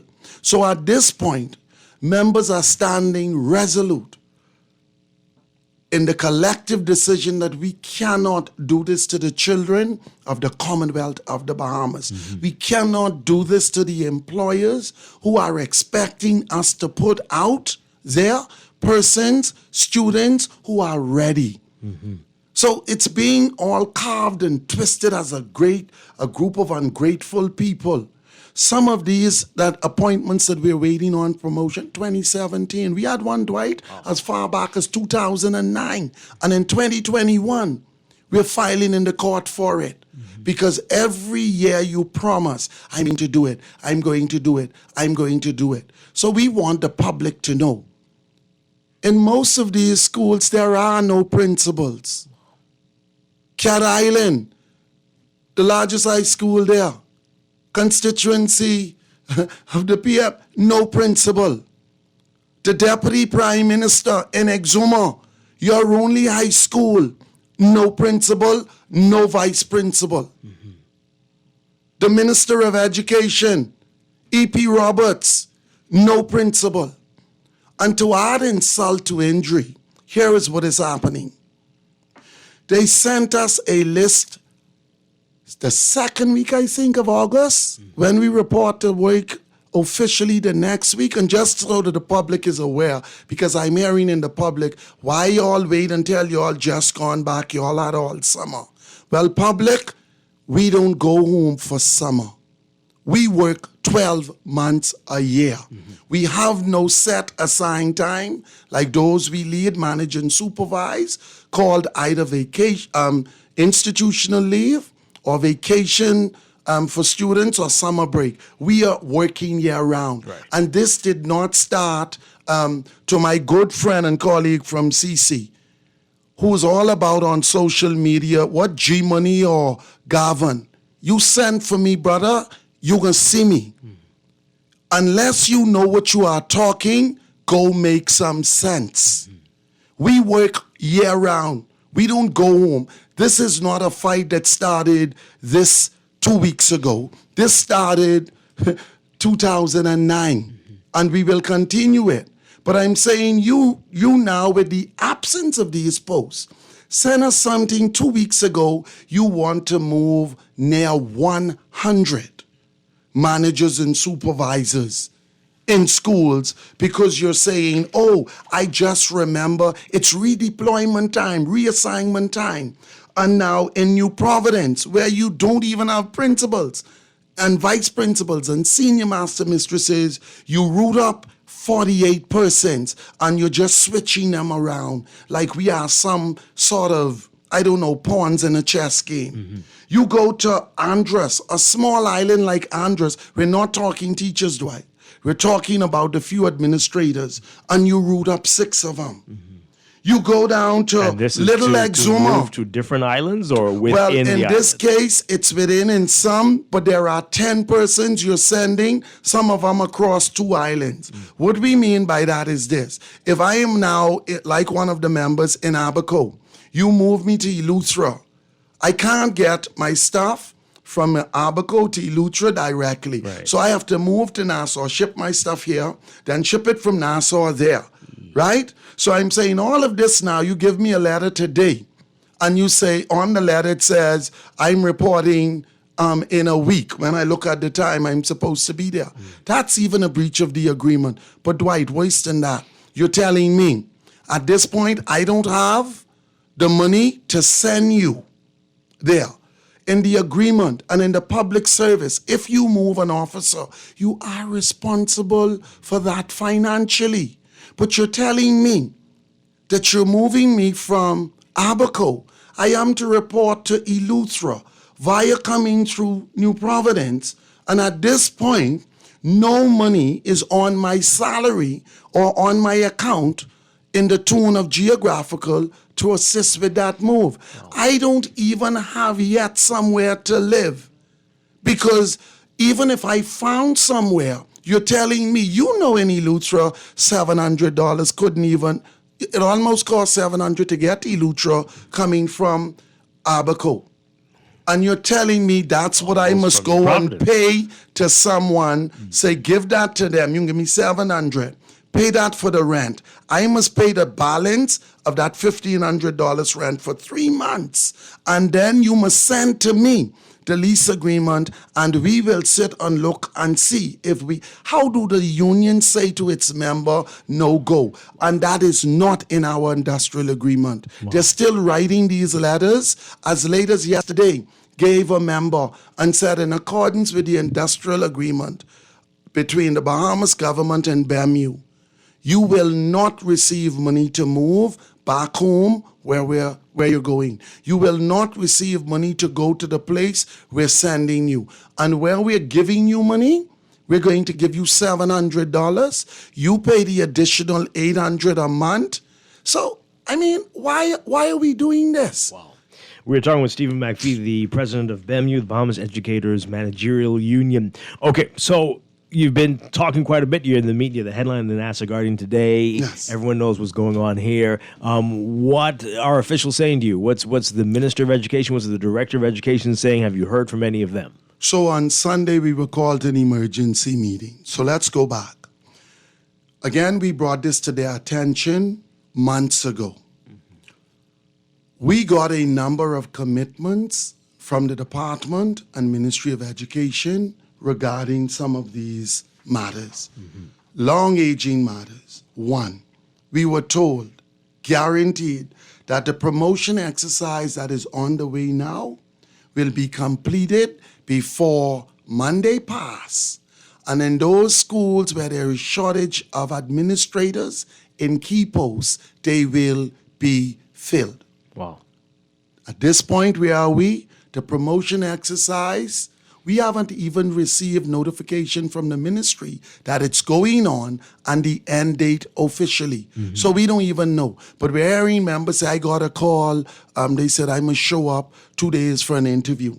So that can't even be accomplished anytime soon. So all we ask now, you gave us this promise. We met with them again on Sunday. What is the possible time? Oh, we don't know. We don't control that process. Well, then why did you guarantee us that this would have been completed by Monday? So we're asking them, who is supposed to show up as the principal and greet the staff of E.P. Roberts, Columbus Primary, NGM Major, Ellen Coakley, North Long Island High, they're telling us, probably one of the other administrators. No, it don't work like that, Dwight. The second one, in our agreement, we have an allowance of $300 that is supposed to be paid to all members of BEMU every July. Since the agreement, we have never gotten the money or these funds in July. Last year up to December, persons were still waiting on the $300. This year, without any even notice, we went to the bank, the money not there, went pleasingly to the employer, hey, nothing happened. What's going on? Oh, we dropped the ball. We forgot. We apologize. But listen, union, tell the near 500 members not to worry.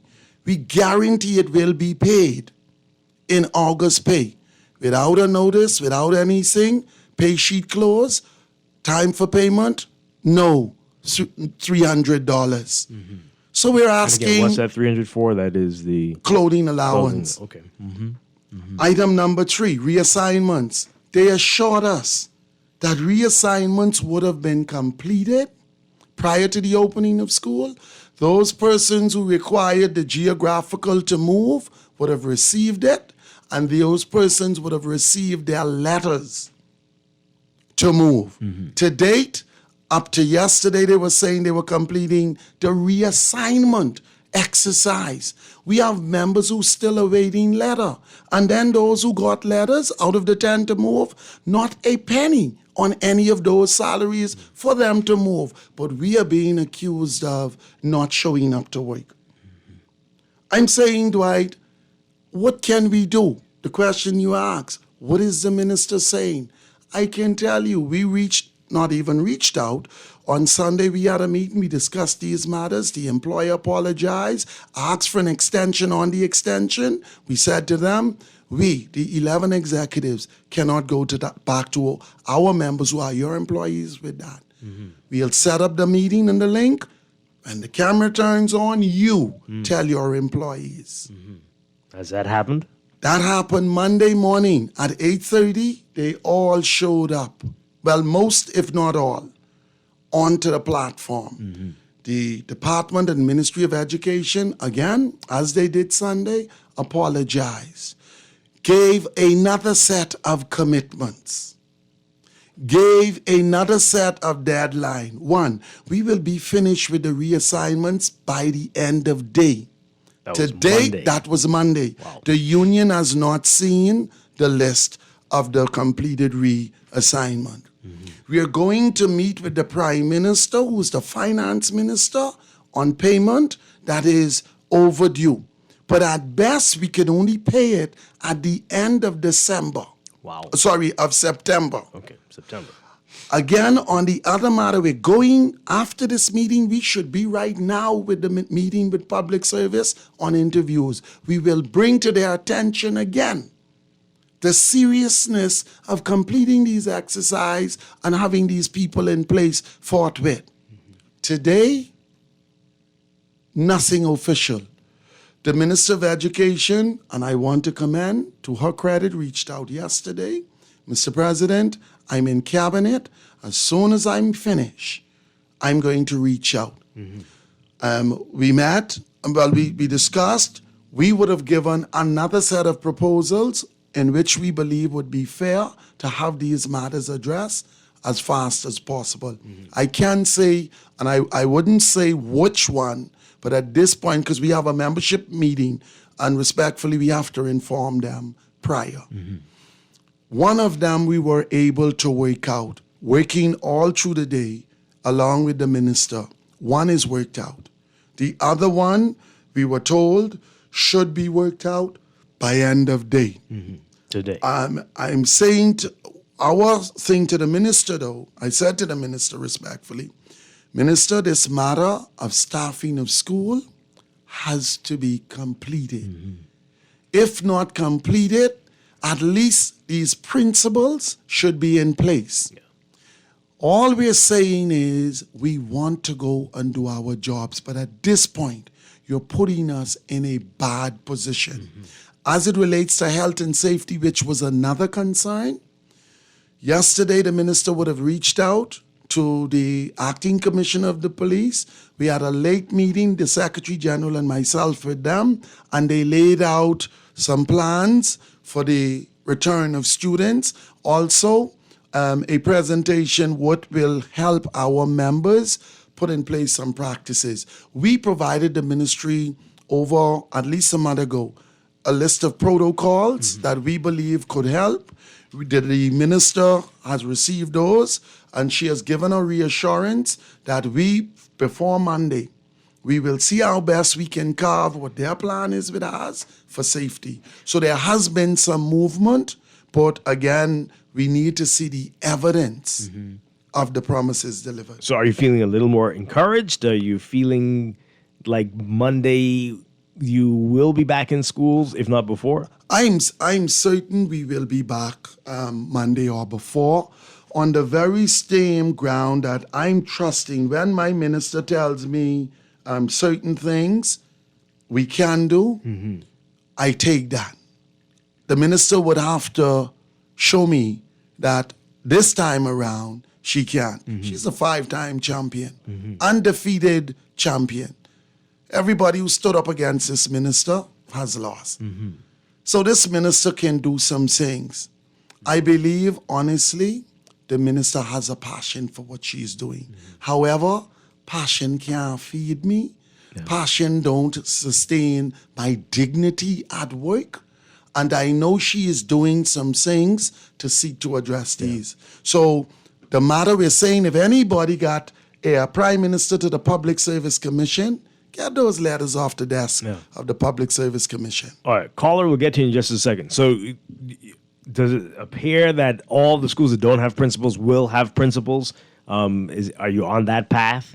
And no, our challenge with that is, remember, 3 of the persons who in trade unionism term we would say we used for the last year, who were rated, and you gave them a 5, even against the advice of the public service, you're now telling 3 of them they shall not be interviewed. So there's still going to be an issue. There's still and going to then be a you're shortage. telling us you can't find no one else. Wow. And I'm like, So we don't know, but we're hoping they can get it worked out. Oh, boy. Okay. And again, caller, before we get to you. So if you're a parent right now and you're wondering, well, what am I to do? What would you say to parents I would say who are to concerned? every parent who is concerned, it's not us who you're blaming. We're actually standing in the gap to ensure that Family Island students, just like New Providence students, is afforded the same level of education. We're saying if you're not Family Island and you're New Providence, we're saying to you, whether it's those constituencies where those schools are or not, we're saying reach out to your MP. And demand of your MP that they seek as cabinet ministers to go into cabinet, even an emergency meeting, and help the people you represent. We believe the cabinet can solve this one, and they can solve it overnight. We remain hopeful. So parents, students should be preparing to go back to school on Monday. Oh yeah, my son is in a high school, in a public high school, and I just finished making sure he got his socks and stuff. That was the last thing. So he's definitely ready. He going to school on Monday. I have every bit of confidence in this minister. I've seen this minister do some things, and also the Minister of Labor and Public Service and the Prime Minister. We're calling on you. Let's make this happen. All right, let's take these calls really quickly. We're talking with Stephen McPhee again, the president of BEMU, the Bahamas Educators Managerial Union. Caller, you're on the air. Good morning. Hey, good morning. Good morning, Jack. Hi. Turn on your radio for us, please. Job, man. This is one of job college mates from COB, man, back in the day. You're doing a great job, right? Thank you, brother. But I'll tell you this. There is an administrative problem in education at affairs, all right? I have jobs saying the minister is doing this, going to do that, right? But they need to get to the root of the problem. There is an administrative issue. It should be only issues in education, right? So I hope they get sorted out. And I hope the Minister of Education is able to get to the root of the issue where those persons who are dragging their feet are dealt with. Yes. Okay? But great job, man. Okay? Thank you so much, brother. Thank you so much. Okay, thanks a lot. Let's take this call. Good morning, you're on the air. Hey, good morning, Dwight. How you doing? Doing well. Good morning, Mr. Murphy. How are you? Good morning, brother. I'm good. Okay. Anyone else in there with you on? Just us two. Okay, great. And good morning to the nation. Look, I had to call in after listening. I got a little bit of your presentation, Brother Murphy, on the evening show, right? Yes. On another network, and now I'm hearing you on the Guardian again. I wanna say to you, sir, you have my utmost respect. I see you as someone who's fair and who's a decent human being and a decent leader.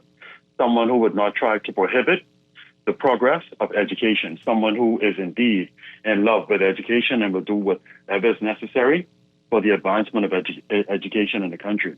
And so I support you full-heartedly. And I am so pleased and impressed, which is what forced me to call in, to hear you acknowledging the efforts of the minister, because I feel the very same way about this current minister of education. I believe that Minister Anna Martin is someone who loves children, who loves progress, who loves education, coming herself from a background strongly rooted in education and the advancement of education throughout her family. I believe that, as you said, she's a 5-star general minister. And whoever is prohibiting the movement along the chain, I believe she will march them up or cause for them to be marched up so that the teachers can be sorted out and the administrators can be put in place that are necessary for the advancement of education in this country. Thank you very much, sir, for being a decent union leader and a decent teachers administrator in this country.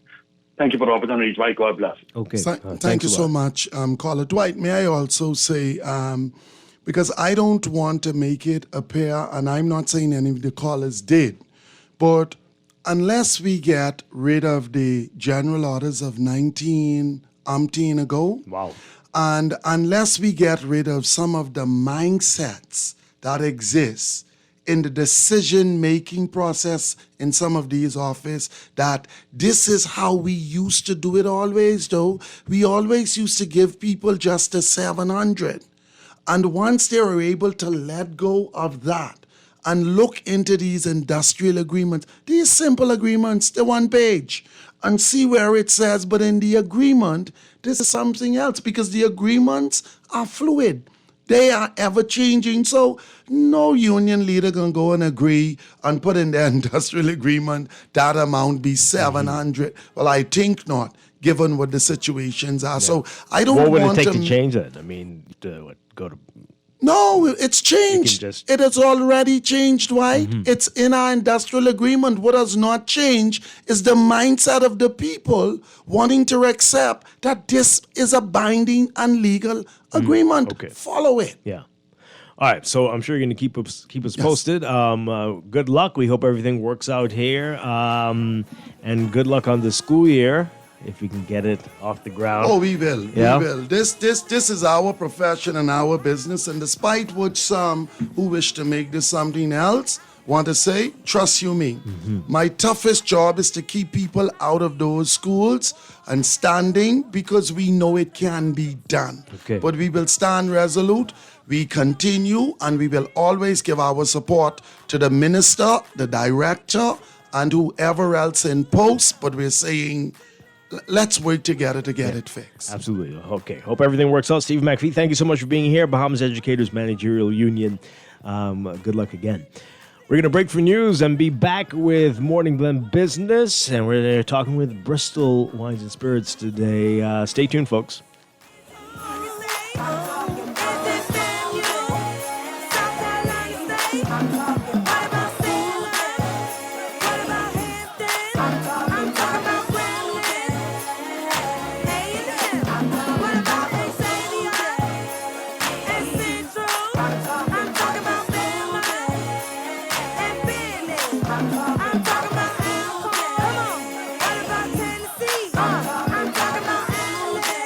This is Guardian Radio 96.9 FM, streaming on GuardianTalkRadio.com and the Guardian Radio app, Nassau, Bahamas.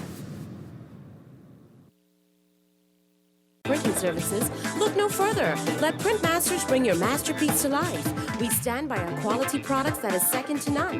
Our affordable pricing and friendly, efficient staff makes Printmasters the ultimate choice for all your printing needs. We can deliver any type of printing services, from banners to booklets to business cards. You name it, we can print it.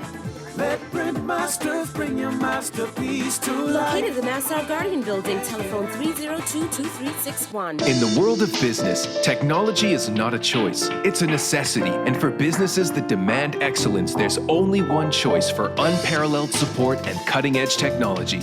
Custom Computers. You have challenges and we have solutions. Computing, networking, storage, and printing for enterprises large and small, aligned with premium brands like HP, Microsoft, Konica Minolta, and more. Get tech done the right way with Custom Computers. Call the know-how team at 396-1101. This is Guardian Radio 96.9 FM, streaming on GuardianTalkRadio.com and the Guardian Radio app, Nassau, Bahamas. Wake up, it's a new day. Wake up, it's a new day.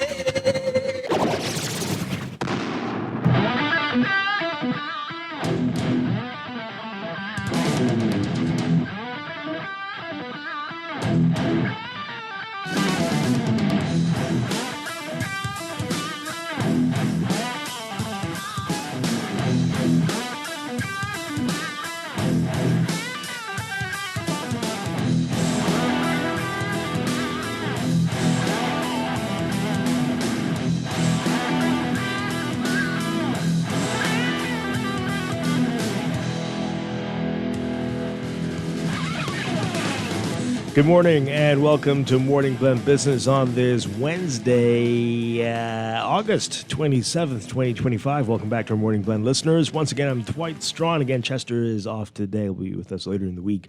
But we are so happy to have them with us today. We were going to have them last week, and we didn't have you, and it messed up my whole week, I got to tell you. I don't know if that's the reason why, but the rest of the week went downhill. But they're here today. Bristol Wines and Spirits, our monthly series with them, our Wine Wednesday, and Kyle Stubbs and Tori Saunders with us. Good morning. Great to have you with us. Good morning. Morning. Always good to be here.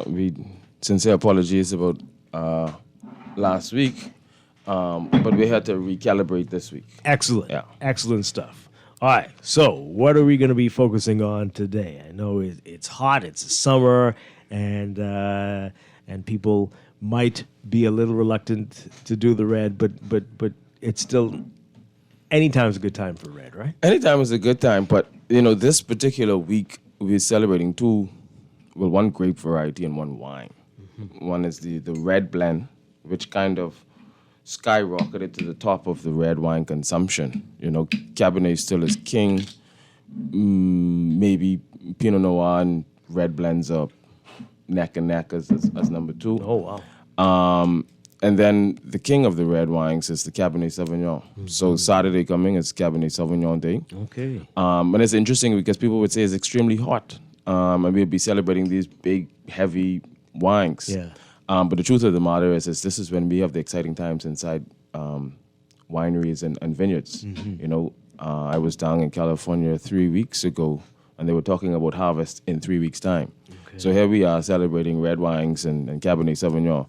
And throughout the Western Hemisphere, our friends, our farmers, they're harvesting. Yeah. And they will be harvesting some of these grapes that, they look for certain things in terms of ripeness and acid level and all of that kind of good stuff. Mm-hmm. But wherever there's Cabernet Sauvignon growing that's not in the Southern Hemisphere, we're celebrating it today. We're harvesting it, probably over the next 2 to 3 weeks. In some cases, depending on climate, it might be a little bit later. Mm-hmm. I know the folks in California had a cooler than usual summer, so they were anticipating 2 to 3 weeks delay in terms of their harvest. Oh, but this is the fun time. This is where we're smashing grapes with our feet and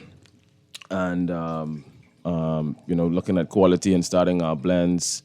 But this is that exciting time inside the wine world. Oh, so you say it's still number one. Why is it number one? Let's talk about what makes Cabernet Sauvignon so wonderful and so beloved. I mean, outside of the wide spectrum of styles of Cabernet Sauvignon we could have, it's always been associated with the best quality of wines, right? When we think about old world wine regions like France, they were Cabernet Sauvignon in the Bordeaux region is a staple, right?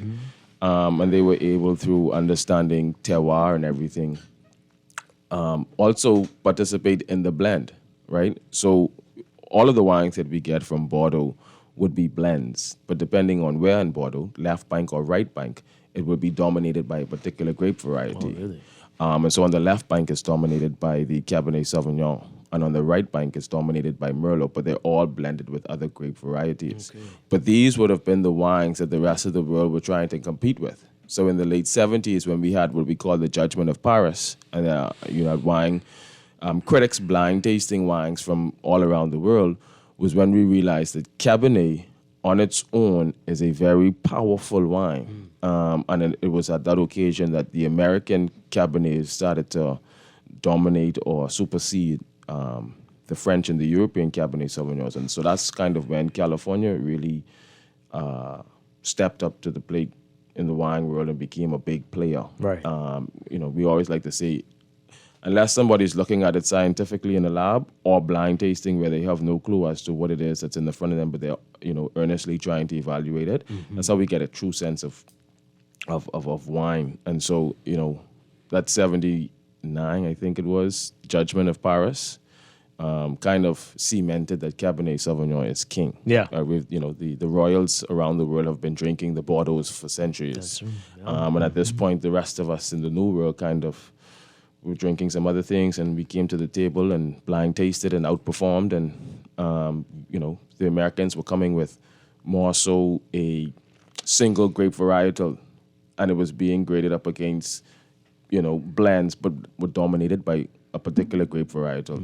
And so I think that kind of gave prominence to this Cabernet Sauvignon grape. Wow. All right. So before we do any of the taste testing, let people know about some of the characteristics. Like what you're going to find that is going to make Cab unique and different from some of the others. I like that, it's usually full of dark fruit character, a nice mix of fruit character, but dark fruit character. I'm a big Ribena drinker, right? And so whenever I can pick up that black currant kind of essence, there's a Cabernet component to that wine, usually. Usually it has a nice tannin structure, the drying sensation that you'll get on the gum, usually good alcohol content. We're all Bahamians, so we like to feel our alcohol. Right. It's usually 13.5, 14, 14.5. And it's big and heavy. It fills the mouth. Usually it'll take 2 or 3, to get it down. Yeah. And usually you'll swallow 2 or 3 times as well to make sure you clean the palate. But it just lingers around. It's a big, full-bodied wine usually that really takes over the palate. So unless you're a Cabernet Sauvignon drinker to appreciate, you really want it on the side of a good piece of meat or something like that. Wow. Yeah. Okay. And how would you rate it or know it versus a Merlot or a Pinot Noir? How would you tell the difference? Well, definitely a Merlot would be more softer and rounder. And a Pinot Noir, from you see a Pinot Noir, you know it's a Pinot Noir. You're looking at the color. Right. The Cab would be more ruby, and then the Pinot Noir, that lightish. You'd be like, okay, that's a Pinot Noir. And then when you get it in the mouth, the soft feel. Yeah, it's the mouthfeel and it's the fruit character. The Merlot has a lot more of enjoyable, rounder, like Tori said, fruit character, easier on the palate. The Pinot Noir is the thinner, softer wines, but a heightened sense of acid. And Cabernet is just a big smack in the face. Good alcohol, good fruit character, nice aggressive tannin structure. Yeah. And you mentioned the Americans versus like the French. Any significant differences there? Yeah, the French, they try to be hands-off. It's like, and that's why they're very vintage specific. Right? If there's this extremely cold vintage, then what do we do because the fruit didn't get as ripe? Is it extremely hot vintage? Then what do we do because the fruit got too ripe? If it's extremely rainy vintage, then what do we do because we have waterlogged grapes that we're bringing into the vineyard? Wow. But also in terms of natural yeast. right? So natural yeast is present inside the winery and the vineyard, and they would use that to inoculate or to start the fermentation process. Our friends, nothing against them in the New World, but they go looking for specific strains of yeast that brings or imparts small nuances to a particular wine. The French ain't really about that. Right. The French are always going to put their wine in some kind of barrel, right? Usually it's going to be French barrels, whether it's first use, second use, or third use. Our New World partners, some of them use French barrels. They also use American barrels, but they also, cheat the system. Well, what you say, boy? They would introduce some kind of oak influence. Like how we do the flavored chips when you're grilling. It's just like, seeping a sash of oak chips into a wine to give the impression of. We would get that in the New World side of things more so than we would get in the French side. Wow. The French will always, not always, but they usually produce wine that we could drink now or that can hang around for a little while on various levels, from the valued level straight up to the luxury level. Most of our New World wines, they're made for immediate consumption, even with the price points. Like love me a Camus.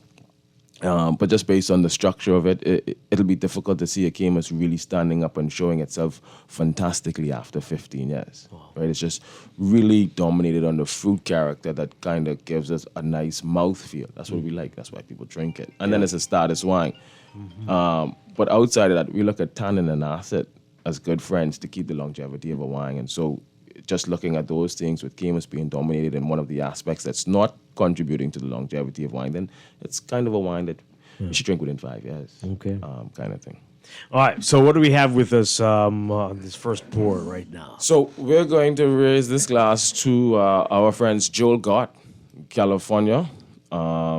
This is their Cabernet Sauvignon. We have a couple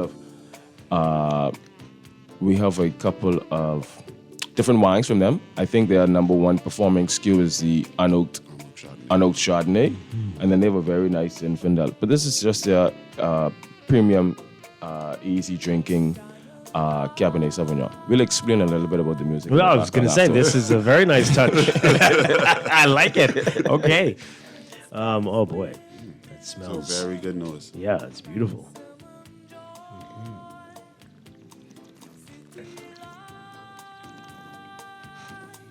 Oh, that's nice. Yeah, good mouthfeel. This has a little bit more of some red fruit character, like some bright fruit character. It has a nice little acid that you can. 100%. 13.9% in alcohol. This is just a, I think this retails at $28. Okay. Nice. A little pepper, a little spicy, or is it my mouthwash? I don't know what that is. But definitely the fruit. Maybe you could see some oak chips. Yeah, it's not really. So there's a, like you said, a little spice component that probably is coming from some type of oak interaction, but it isn't a full-on oak feel, right? You can't taste really the woodiness. You don't really smell or taste like the vanilla or kind of thing that you would smell from oak barrels, but that spiciness would be from some kind of oak influence. Nice. But yeah, our friends in the New World would be those who would, on a good drinking wine like this, be able to keep it at $29 by giving it oak influence as opposed to giving it some oak barrel introduction. Hike it up to $59 a bottle. Yeah. And you would pair this with, in terms of food? This would be our meats. As soft as some lamb and some pork, because it isn't really big and aggressive, but it still has enough backbone that it can hang around with some. Nice. It can still hang around with some beefsteak, some New York, some ribeye. Usually the chefs are telling us medium rare. I know the Bahamians like the well done, but medium is where we kind of. We really have to get from that rare. This is a whole show on that one. That well done. Sorry. Yeah. That well done. We kind of lose the experience when we go above medium. Yeah. But yeah. And this is available at all. Yeah, Joel Gott is at all Bristol Wines and Spirits. It's not new. Yeah. Yeah. It's been around. Good stuff. Good stuff there. Wow. Okay, so that's the first one, and so before we get into the other one, you've got. I know you were talking about some of the wine education series that you have. What are we looking at right now? Yeah, so it's pretty much official. So I take a wine educator's course in 2 weeks' time with the Wine Academy. Some friends based in Cayman Islands again. But their program is registered inside the United Kingdom, just as the WSET program is. And so I do that in September. And it is our plan that we will roll out our first Wine Academy certifications, levels 1 and 2, between November and December of this year. Wine Academy. Yeah, it's a wine. And this is just us on the wine side of things, but I can see it getting into the spirit side of things as well as sake. And then perhaps as the industry develops a little bit more, the cheese, understanding the cheese and the pairing. We did a fantastic tasting about 3 weeks ago as well, or 4 weeks ago at the British Colonial. A little bit more specific on cheese and wine than what we do at Bristol's on a monthly basis. And I think people thoroughly enjoyed that experience. But we want to bring some industry certifications back on stream, and then to continue to push the industry forward. So who should be taking part in this? Anybody who is fresh out of high school and going through tourism programs at UB or the culinary programs at UB. Anybody who is currently in the industry, I like the challenge, would be considered the bus boys and the barbacks. Sometimes we just sitting and we waiting on an opportunity to step up. But this is an opportunity for us to push up as opposed to waiting on it. Yeah. And showing ourselves approved. Those who are already in the industry as service and looking for something more, what we want to do at some point, hopefully next year, is to tie in with the government of the Bahamas and the Ministry of Education and look at a Bahamian wine steward certification and working with these hotels where, we identify Bahamians who can kind of look after these wine programs. Yeah. While we're just on this, just a huge shout out to Josh, first Bahamian to occupy the sommelier position at Island House, which is now Island House and Old Fort Bay Club. Okay. And he started off his WSET journey with Tori 2 years ago with WSET 1. And he did the beginning of 2 with us, and then he did 3 on his own. Nice. But that's what we want. He was, when he came to us, served at Sapatilla and at Great Cliff, and then he just kept on moving, and now, we sit down and we laugh, and we just told him last week, we give you 2 weeks to get the ink dry on your name tag, and then we'll bring out a bottle of champagne to toast with that, because that's awesome. Excellent. So what will people need? There's a cost? There is a cost, and we'll advertise that starting towards the end of September. Okay. For level 1, I don't see it being more than $375. And level 2 will be at $575. And that's all the cost, includes everything. All of your material, your text, the wines, the examination, your lapel pin, and your certificate. All right, so if you're a wine lover, this is not necessarily for you. Yeah, this is for you too. Yeah?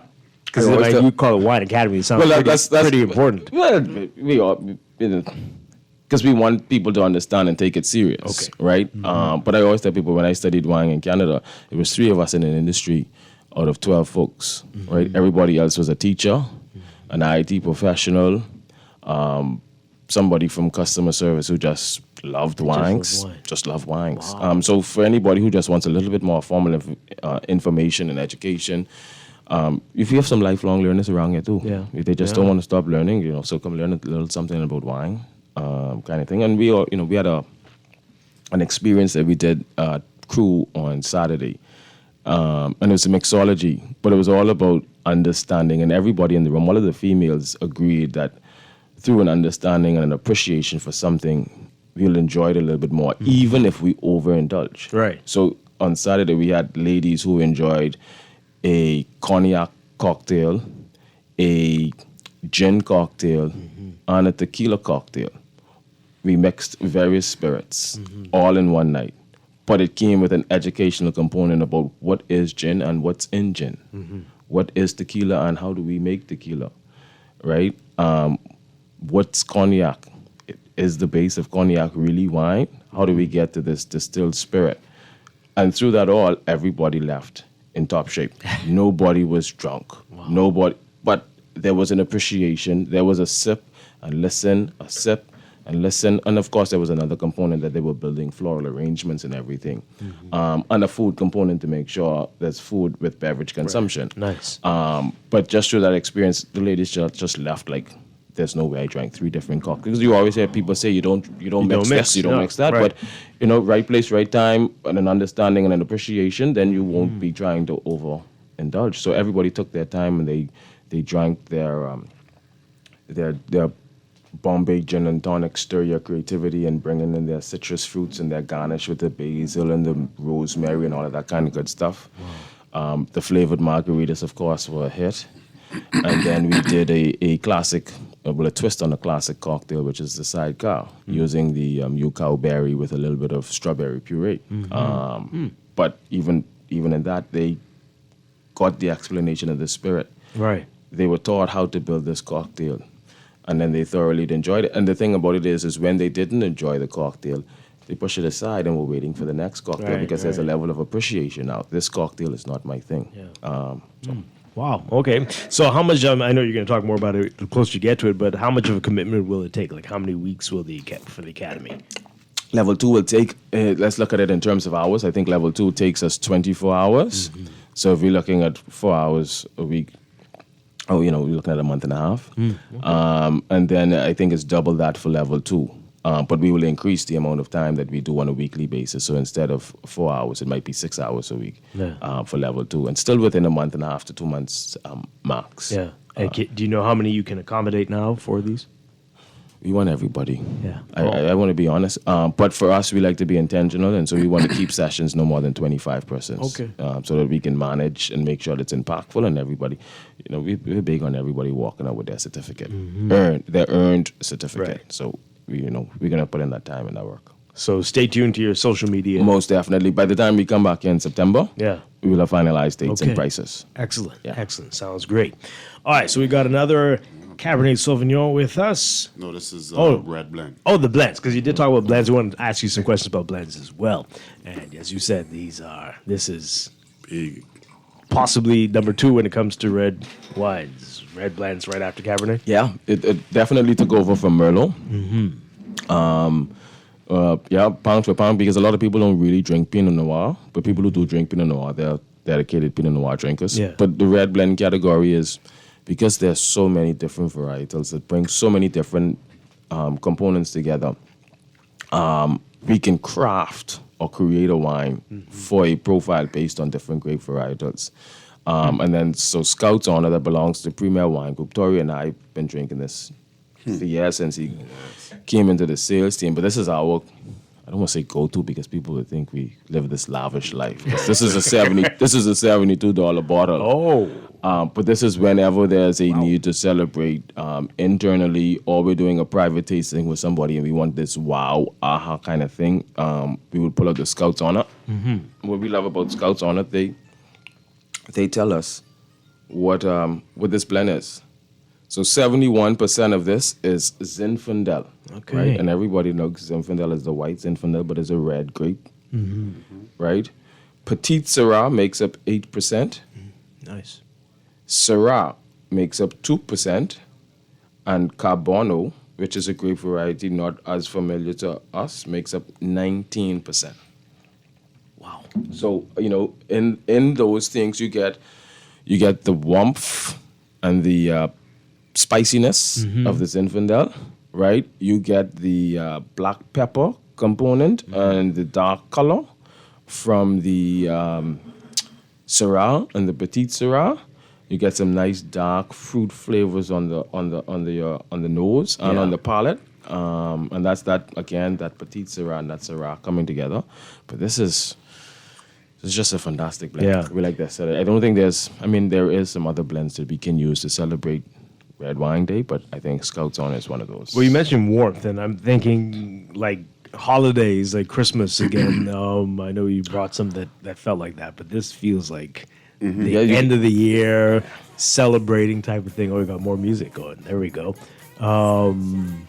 It feels like you say, a very special occasion. So let's talk about the blends. I gotta say, since we've been doing this, if I was drinking red, except for Pinot Noir, it would be a blend. Until you came around here, now I'm branching out into specific grape varietals, but definitely it was a blend type of thing. Why are the blends so hot? I think because the style they're mimicking or going after makes it easier for people to transition from those extremely sweet wines into dry wines. Because, I mean, even like this is a serious wine, but the fruit character on this is really enjoyable, right? And so I only drink sweet wines. Yeah. You chill this down a little bit and put this in the front of them, like, what is this I'm drinking? Can I have another glass? I think I could do this dry wine kind of thing. And that's what blends do. Blends kind of make that easy transition from the cheerful and the sweet to a little bit more serious. And you would not think that this is a Zinfandel dominated, because even the Zinfandels that we enjoy, it doesn't bring this to it. Right. But when you put a little bit of Petit Syrah, and Cabernet on the side of it, you get a blend of blends. Yeah. And this is on the expensive side, but there are some really affordable blends. Yeah, I mean, even within the same category, let's think about Submission. Submission is a big, powerful brand for us now, still growing amongst the locals. Their red blend is probably top 5. Red blend on the island in that category between $10 and $20. So we don't have to be like Tory and. When they tell me yesterday, pull out the red blend, it's like Scouts on us. Like, well, you do it. That's your brand. And of course, you got 689. That's 689 is in that same category. In that same. So Submission would be the entry level of that family. 689, which kind of brought Submission to our market, is the step up, but that's the go-to. Right. That's the go-to in the red blend. Yeah, 689. People. Yeah, and then we just had a nice price adjustment last year, so it's back in line. So it's really nice price. Yeah. Wonderful stuff. All right, so let's talk about the music. And yeah, I guess you talked about this with the producer. The music seems to fit in really nicely with the wines that we're drinking. Or does the wine fit in with the music? Wow. Okay. Yeah. So Zena and I have been having this conversation because we put out a newsletter on a weekly basis, right? And we always try not to be repetitive in the article that we write. And so I've been reading and listening and watching some stuff about music and wine, right? Just up until last night, persons were talking about, if we look at the genre of music, if we look from a sheet music standpoint, right? Certain music has whole notes, right? And we look at deep blues, and then when we look at music that kind of changes your energy is shorter patterns, staccato notes, and that kind of stuff. Right. And one thing is for certain, where we are environment-wise, the wine performs different. We always talk about when we're in wine country, like, wow. And then when we reach back home, it's like, okay. Was it because I was in wine country? Was it because, and so studies have shown, right, in wine stores. Really? Yeah, it's crazy. I'm diving deeper and deeper. So when we walked in, I told the producer, I'm like, just give me 3 different genres of music while we're tasting wine to see if there's a different perception of the same wine. Does it go down? I mean, you're questioning it, but when we first started and you had the glass in your hand and the music just started, you automatically think it's like amazing. Okay, that felt right. And so people are saying, even to trigger sales, if you go into a wine store, studies have shown, right, we're looking at German and French wines. If German wine music is playing in the background, even if the consumer doesn't know or does know it's German music, there's a slight increase in German wine sales. It's the same thing as the French music. I'm telling you, listen to me, I've been reading and looking, I'm like, okay, this is interesting, it's going to get deeper and deeper. So, and this is going to lead into our conversation about our event on Saturday, right? But I'm certain we could taste the same wine if the producer puts on some heavy metal right now. Oh, I was going to say Junkanoo. What would even Junkanoo. What would happen? Let's. You want some Junkanoo? Yeah, let's try Junkanoo, Mr. Producer. Because we still have the same wine in our glass. And what do you think would happen? Let us see. I mean, we don't normally associate wine with Junkanoo. No, but Junkanoo's music. So we're associating wine with music. So let's see. Let's ask the producer. Okay. He's going to pull something up there. Maybe it depends on the group A. Does it depend on the Now we're getting deep. We're complicating this. All right.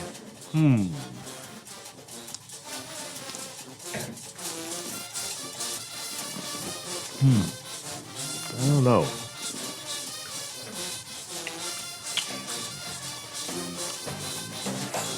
Well, it's two different ones playing. So, I don't know. I feel extremely pretentious with the jungle music playing. That might be me. You I don't feel know. pretentious. I don't know like, why. Almost I like feel you I shouldn't be doing it. Yeah. Right? What? Okay, Tori, you feel like that too? Jungle music doesn't set the mood for wine for me. Nah, Yeah, don't that's feel how I right. feel.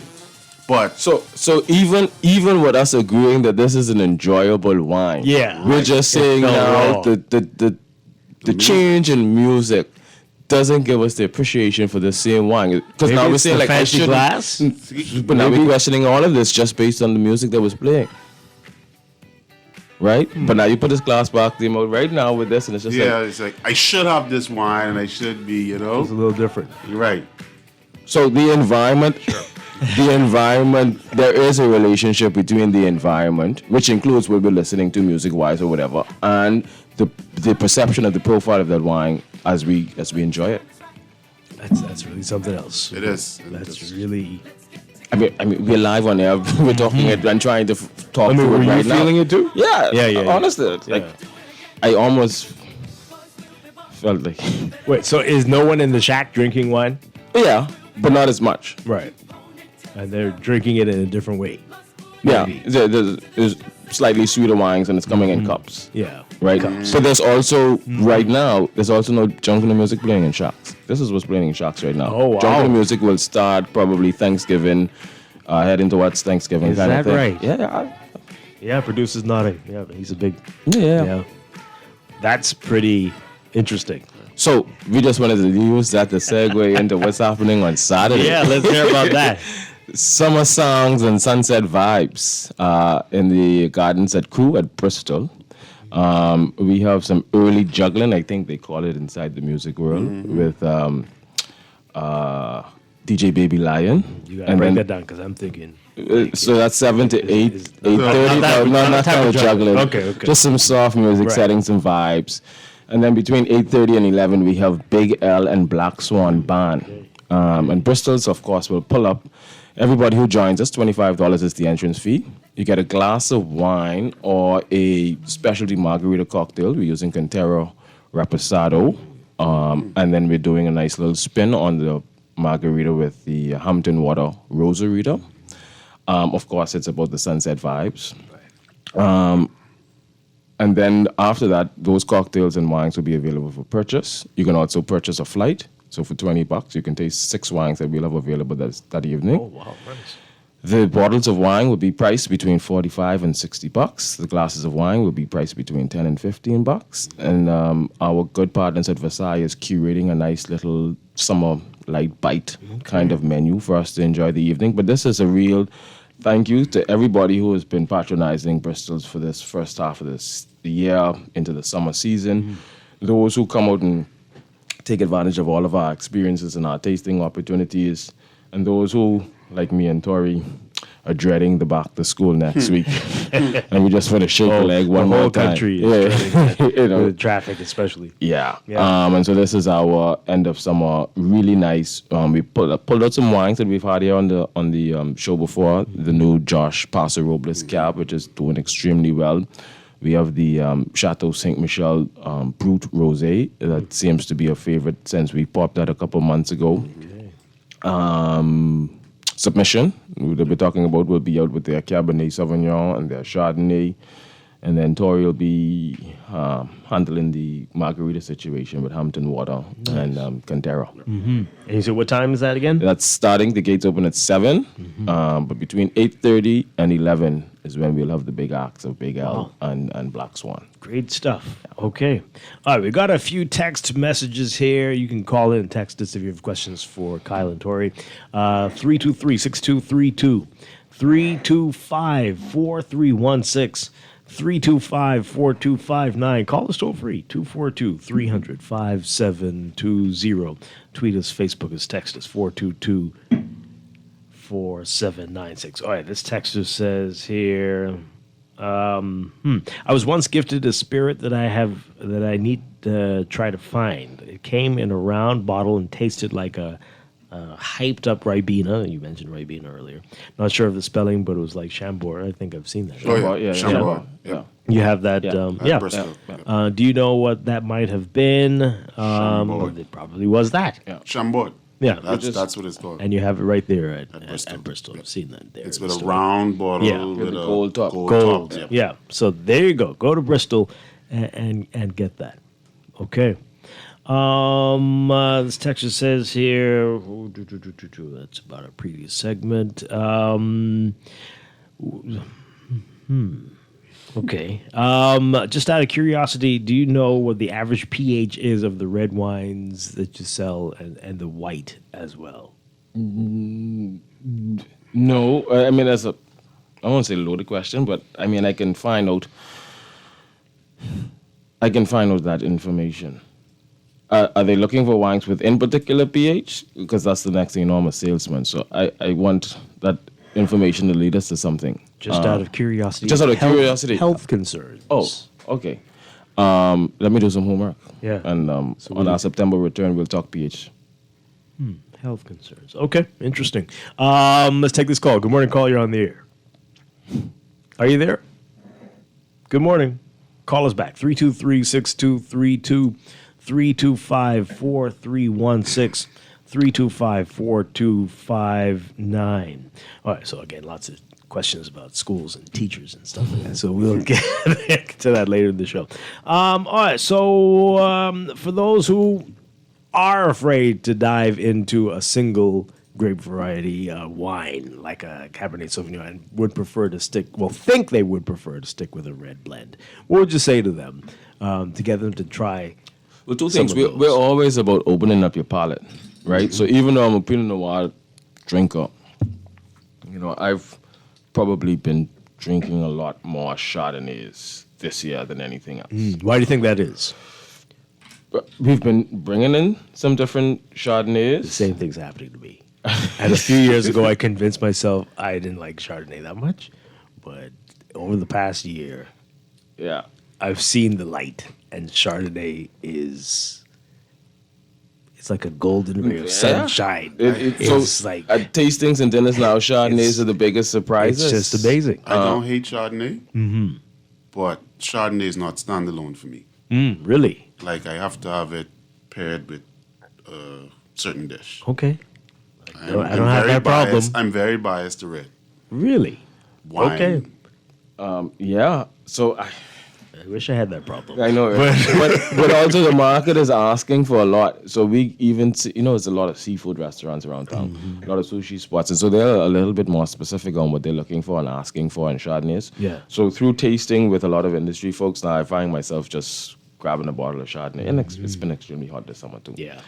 So just grabbing a bottle of Chardonnay to enjoy, and it's also sometimes you don't get to taste these wines until you go to an account. And when you go to an account, you taste this wine. So, like, we have this fantastic Chardonnay from Italy called Brumito. We brought it on the show once. It's a $20 bottle of Chardonnay, but it performs exceptionally well, and it is delicious, right? And so, but I would have never tasted that unless our friends at Peranza had asked us to ask our supplier about this particular Chardonnay, and then they wanted to bring it in. And so when they brought it in, it's like, okay. And so it isn't even in our retail space. Wow.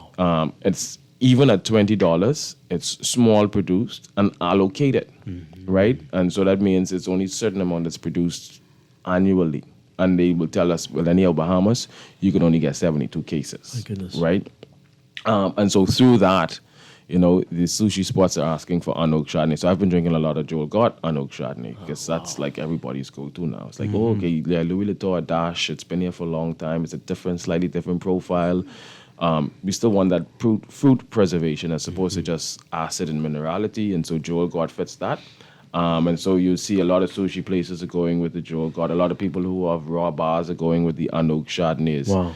And that's been fun too. The different types of Chardonnay, right? Like this is oaky, this is not as oaky, and this is and who's using full toast or medium toast in the barrel. So, that shows up in terms of the spice level or the smokiness inside the Chardonnay. Yeah. And then we have some very, very serious Chardonnay. We got some $200+ Chardonnays that are very specific to the vineyard that they're coming from and the climatic and terroir contribution to that. Also, when we get into those price points, we're talking about specific clones of grapes. So we could have one Chardonnay that has various clones. And some of those clones are known for certain aspects. So the most expensive Chardonnays come from Burgundy, France. Romani Conti and those kind of guys, Alex Coton and all of those kind of guys.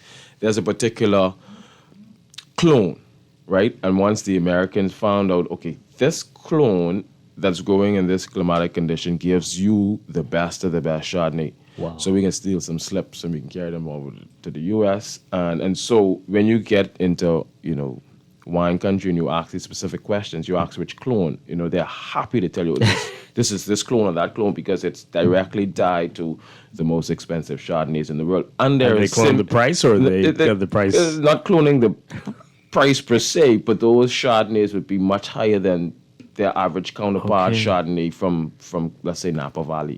Right? And then it's whatever the winemaker impression is on top of that. But he's already starting off with the best clone of this grape. Nice. So he's starting off at a particular price point. And so even through that, it's interesting to taste Chardonnays trying to, taste various clones versus other clones.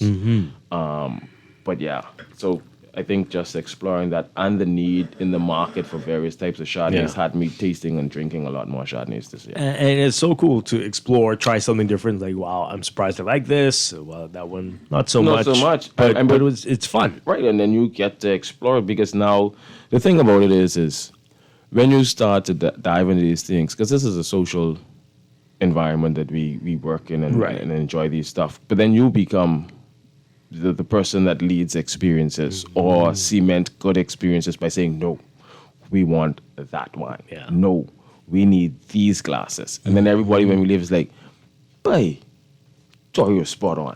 That wine with that glass, this, that, and the next, that just was the icing on the cake for that experience kind of thing. Oh, that's pretty cool. So Chambord is everyone's talking about that. Somebody says, oh, yeah, what's the price? Is it on special? I love it for recipes. Okay. Let's see if we can find the price before we get out. Yeah, okay. And less recipe because the Chambord, I think, is a blueberry liqueur. Yeah, blueberry blackberry so liqueur. you won't just have a Chambord and tonic, It's a you're gonna mix it in a cocktail. Yeah, for a cocktail. That's interesting stuff. Somebody's asking about port. Do you all have port? Hard to find good port on the island. I don't know if that's true. Come to any Bristol store.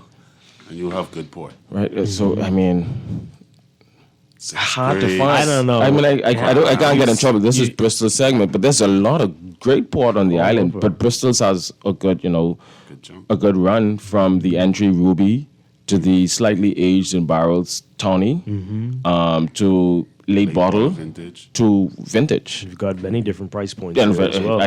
We could start from 20, we go up to 100 and something bucks on port. And then we have the grams. All favorite white grapes. And we have the 6 grapes. Yeah. And then you have, we have a white port. Which is a little fun. Great nice to for mix things cocktails. with. So, start with Bristol's telling me one in the fortified section. Yeah. We got some port for you. Yeah, definitely. All right. Any luck with the price for this person who loves the Chambord? Blueberry liqueur, really? That's what it is? Okay, interesting. That's very specific. But lots of fans, apparently. Okay. Of Chambord. Yeah. One day I'll try it. But I have seen it. I've noticed the bottle is pretty nice looking. Yeah. All right. So remind folks while we look at the price, again, Saturday, what's happening? Saturday, Summer Songs and Sunset Vibes, 7 p.m. to 11 p.m. on the grounds of Crew at Bristol's. Early music, Juggling by Baby Lion. And then we'll have Big L and Black Swan Band for the chunk of it between 8:30 and 11. Entry comes with a complimentary glass of wine or a specialty margarita. Wow. Wines are on sale between $45 and $60 for a bottle, $10 between 10 and 15 on the glass, $10 on the Rosarita, $15 on the Reposado Margarita, some light bites from our partners at Versailles, and just some good vibes to end the summer, to knock off the stress that's going to come next week. My goodness. Just to reset and say goodbye summer and hello fall. And then you can do the experiment that we were doing with music. Yeah, so the whole thing is, we love 2 DJs and a live band, right? So we're going to be changing genres. And it's always a fun time in the Yards at Crew, because the band and the DJ, and this is not the first time that we've had this combo. Anybody who have been with us for Duck On 2 years ago, March 2023, we had a fantastic evening. But it's good just to watch people warm up, and the band and the DJ kind of guides you as you have your first cocktail. Or your first wine of the wine tasting. And by the time you reach wine number 6 and you realize the band has about 10 more minutes and the DJ comes on, and then it's a full party, and then you have a cup of wine in your hand to enjoy the rest of the evening. But to get you there, you had a glass of wine to get you to the party point. And so we'll go across some genres. Black Swan is a really good live band, so I could see them going through. And then Big L is just who Big L is. Yeah, He'll do his thing. It's going to be great. Yeah. Good. Again, you ready for the season, the party season in the Bahamas, right? It the fall is into Christmas. Most definitely. We're almost there. Time is flying. All right, so you got the price? Anybody? Yeah. Almost. But hey, you could just go to Bristol and find it. Find it yourself. They've got it there, and all these that we talked about today, Joel Gott and Scout's Honor. Great stuff.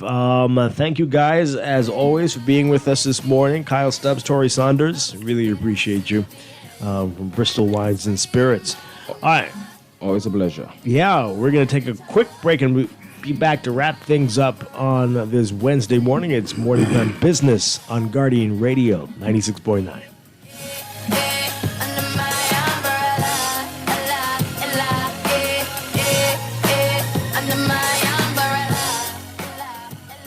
At CFAL, we understand that a secure future is the greatest gift you can give your employees. That's why our tailor-made group pension solutions are designed to fit the needs of both large and small companies. With CFAL, you can provide the retirement you and your employees deserve, ensuring peace of mind and financial stability for years to come. Join the many businesses that have already entrusted CFAL to create the right pension plan for their employees, and let us help you build a brighter future for your team. Visit us at cfal.com to get started on building wealth so you can live well. CFAL, growing wealth for future generations.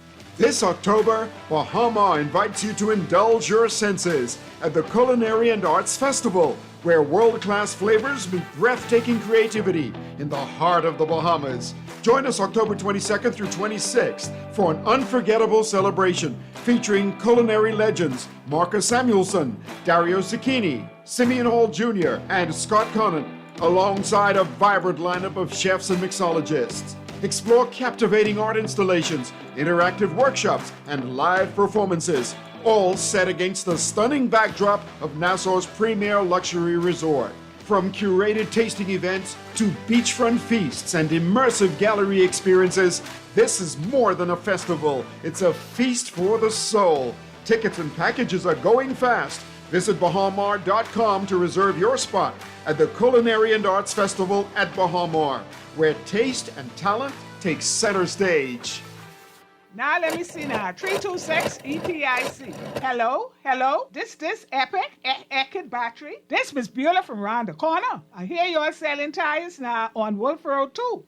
Praise the Lord. It's about time. I live Fox Hill and Fire Trail. It's too far. That ain't all. They open Monday to Friday, 7 a.m. to 7 p.m. On Sunday and holiday, 8 a.m. to 4 p.m. My brother Sam, he's a hacker, and he could go right there and get fixed up. Call us at 326 EPIC. We ship also to the Family Island. Parents, do you believe your child deserves more than the ordinary? Are you still deciding which school is the best fit for your child? At a Kaplan International Academy, we believe every student deserves the opportunity to excel. Our dedicated teachers, caring staff, small class sizes, and diverse programs will ensure that your child receives the support, resources, and training needed for success. At a Kaplan, your child will surely find their passion, profession, and their purpose. We offer classes in GLAT, BJC, and BGCSE subjects. We empower empowers students to excel, not just in school, but in life through our courses including aviation, STEM, robotics, cosmetology, technology, culinary, dance, sewing, and graphic design. Our students are climate justice advocates and geospatial cadets who have traveled to New York, Washington, NASA Space Center, and even Egypt to explore and participate in international tours and conferences. Enroll your child today and let them discover their strength, pursue their passions, and achieve their dreams. Call us today at 826-3589 or 324-9212. Don't settle for ordinary. Choose extraordinary. Choose a Kaplan International Academy.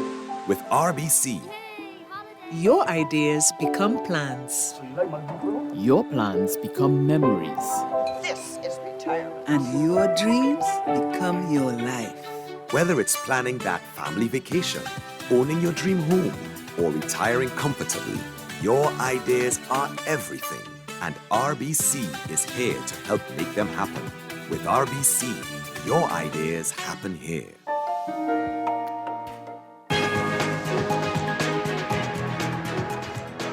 It is time for your morning business report brought to you by CFAL. The Ministry of Finance's monthly report for May said that the government had an estimated surplus of $29.4 million for the month, which was a $10.7 million improvement from the prior month. The ministry saying in that report that during that review, month revenue receipts totaled $268.2 million, a 4.3% decrease from the prior year, with tax revenue higher by $3.4 million at $237.9 million.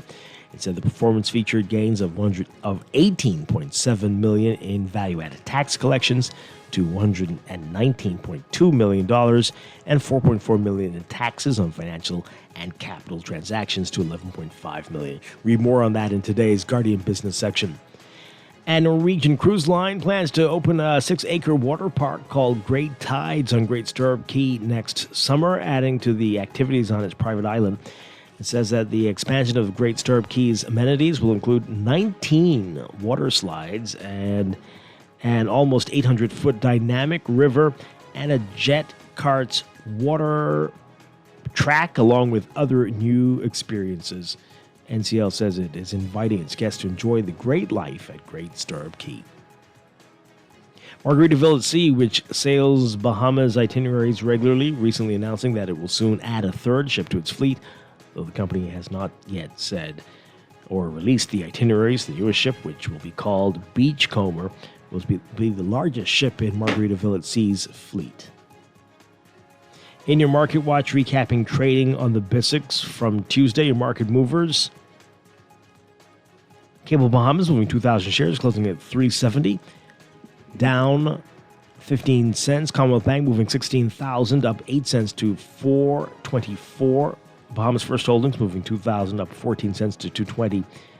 Focall moving 1,000, up 15 cents to 630. And Consolidated Water moving 842, up 2 cents, closing at 664. Emira Incorporated up 3 cents, closing at $11.67. The Business All Share Index closing at 2,976.84. up 0.56. That's your Market Watch. And that is your morning business report brought to you by CFAL, growing wealth for future generations.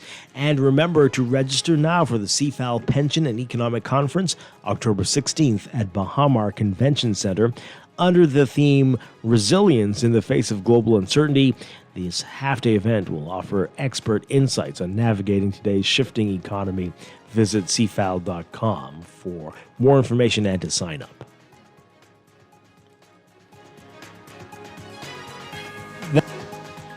That is going to do it for us today. Hey, Chambord at Bristol Wines and Spirits is $36. $36, that includes VAT. So if you're waiting for the price, that's it right there. Enjoy. I'll be back tomorrow morning with more Morning Blend right here on Guardian Radio 96.9. Dwight Strachan. Have a great day, everybody. Stay tuned for On the Clock with Aaron Green. Coming up next.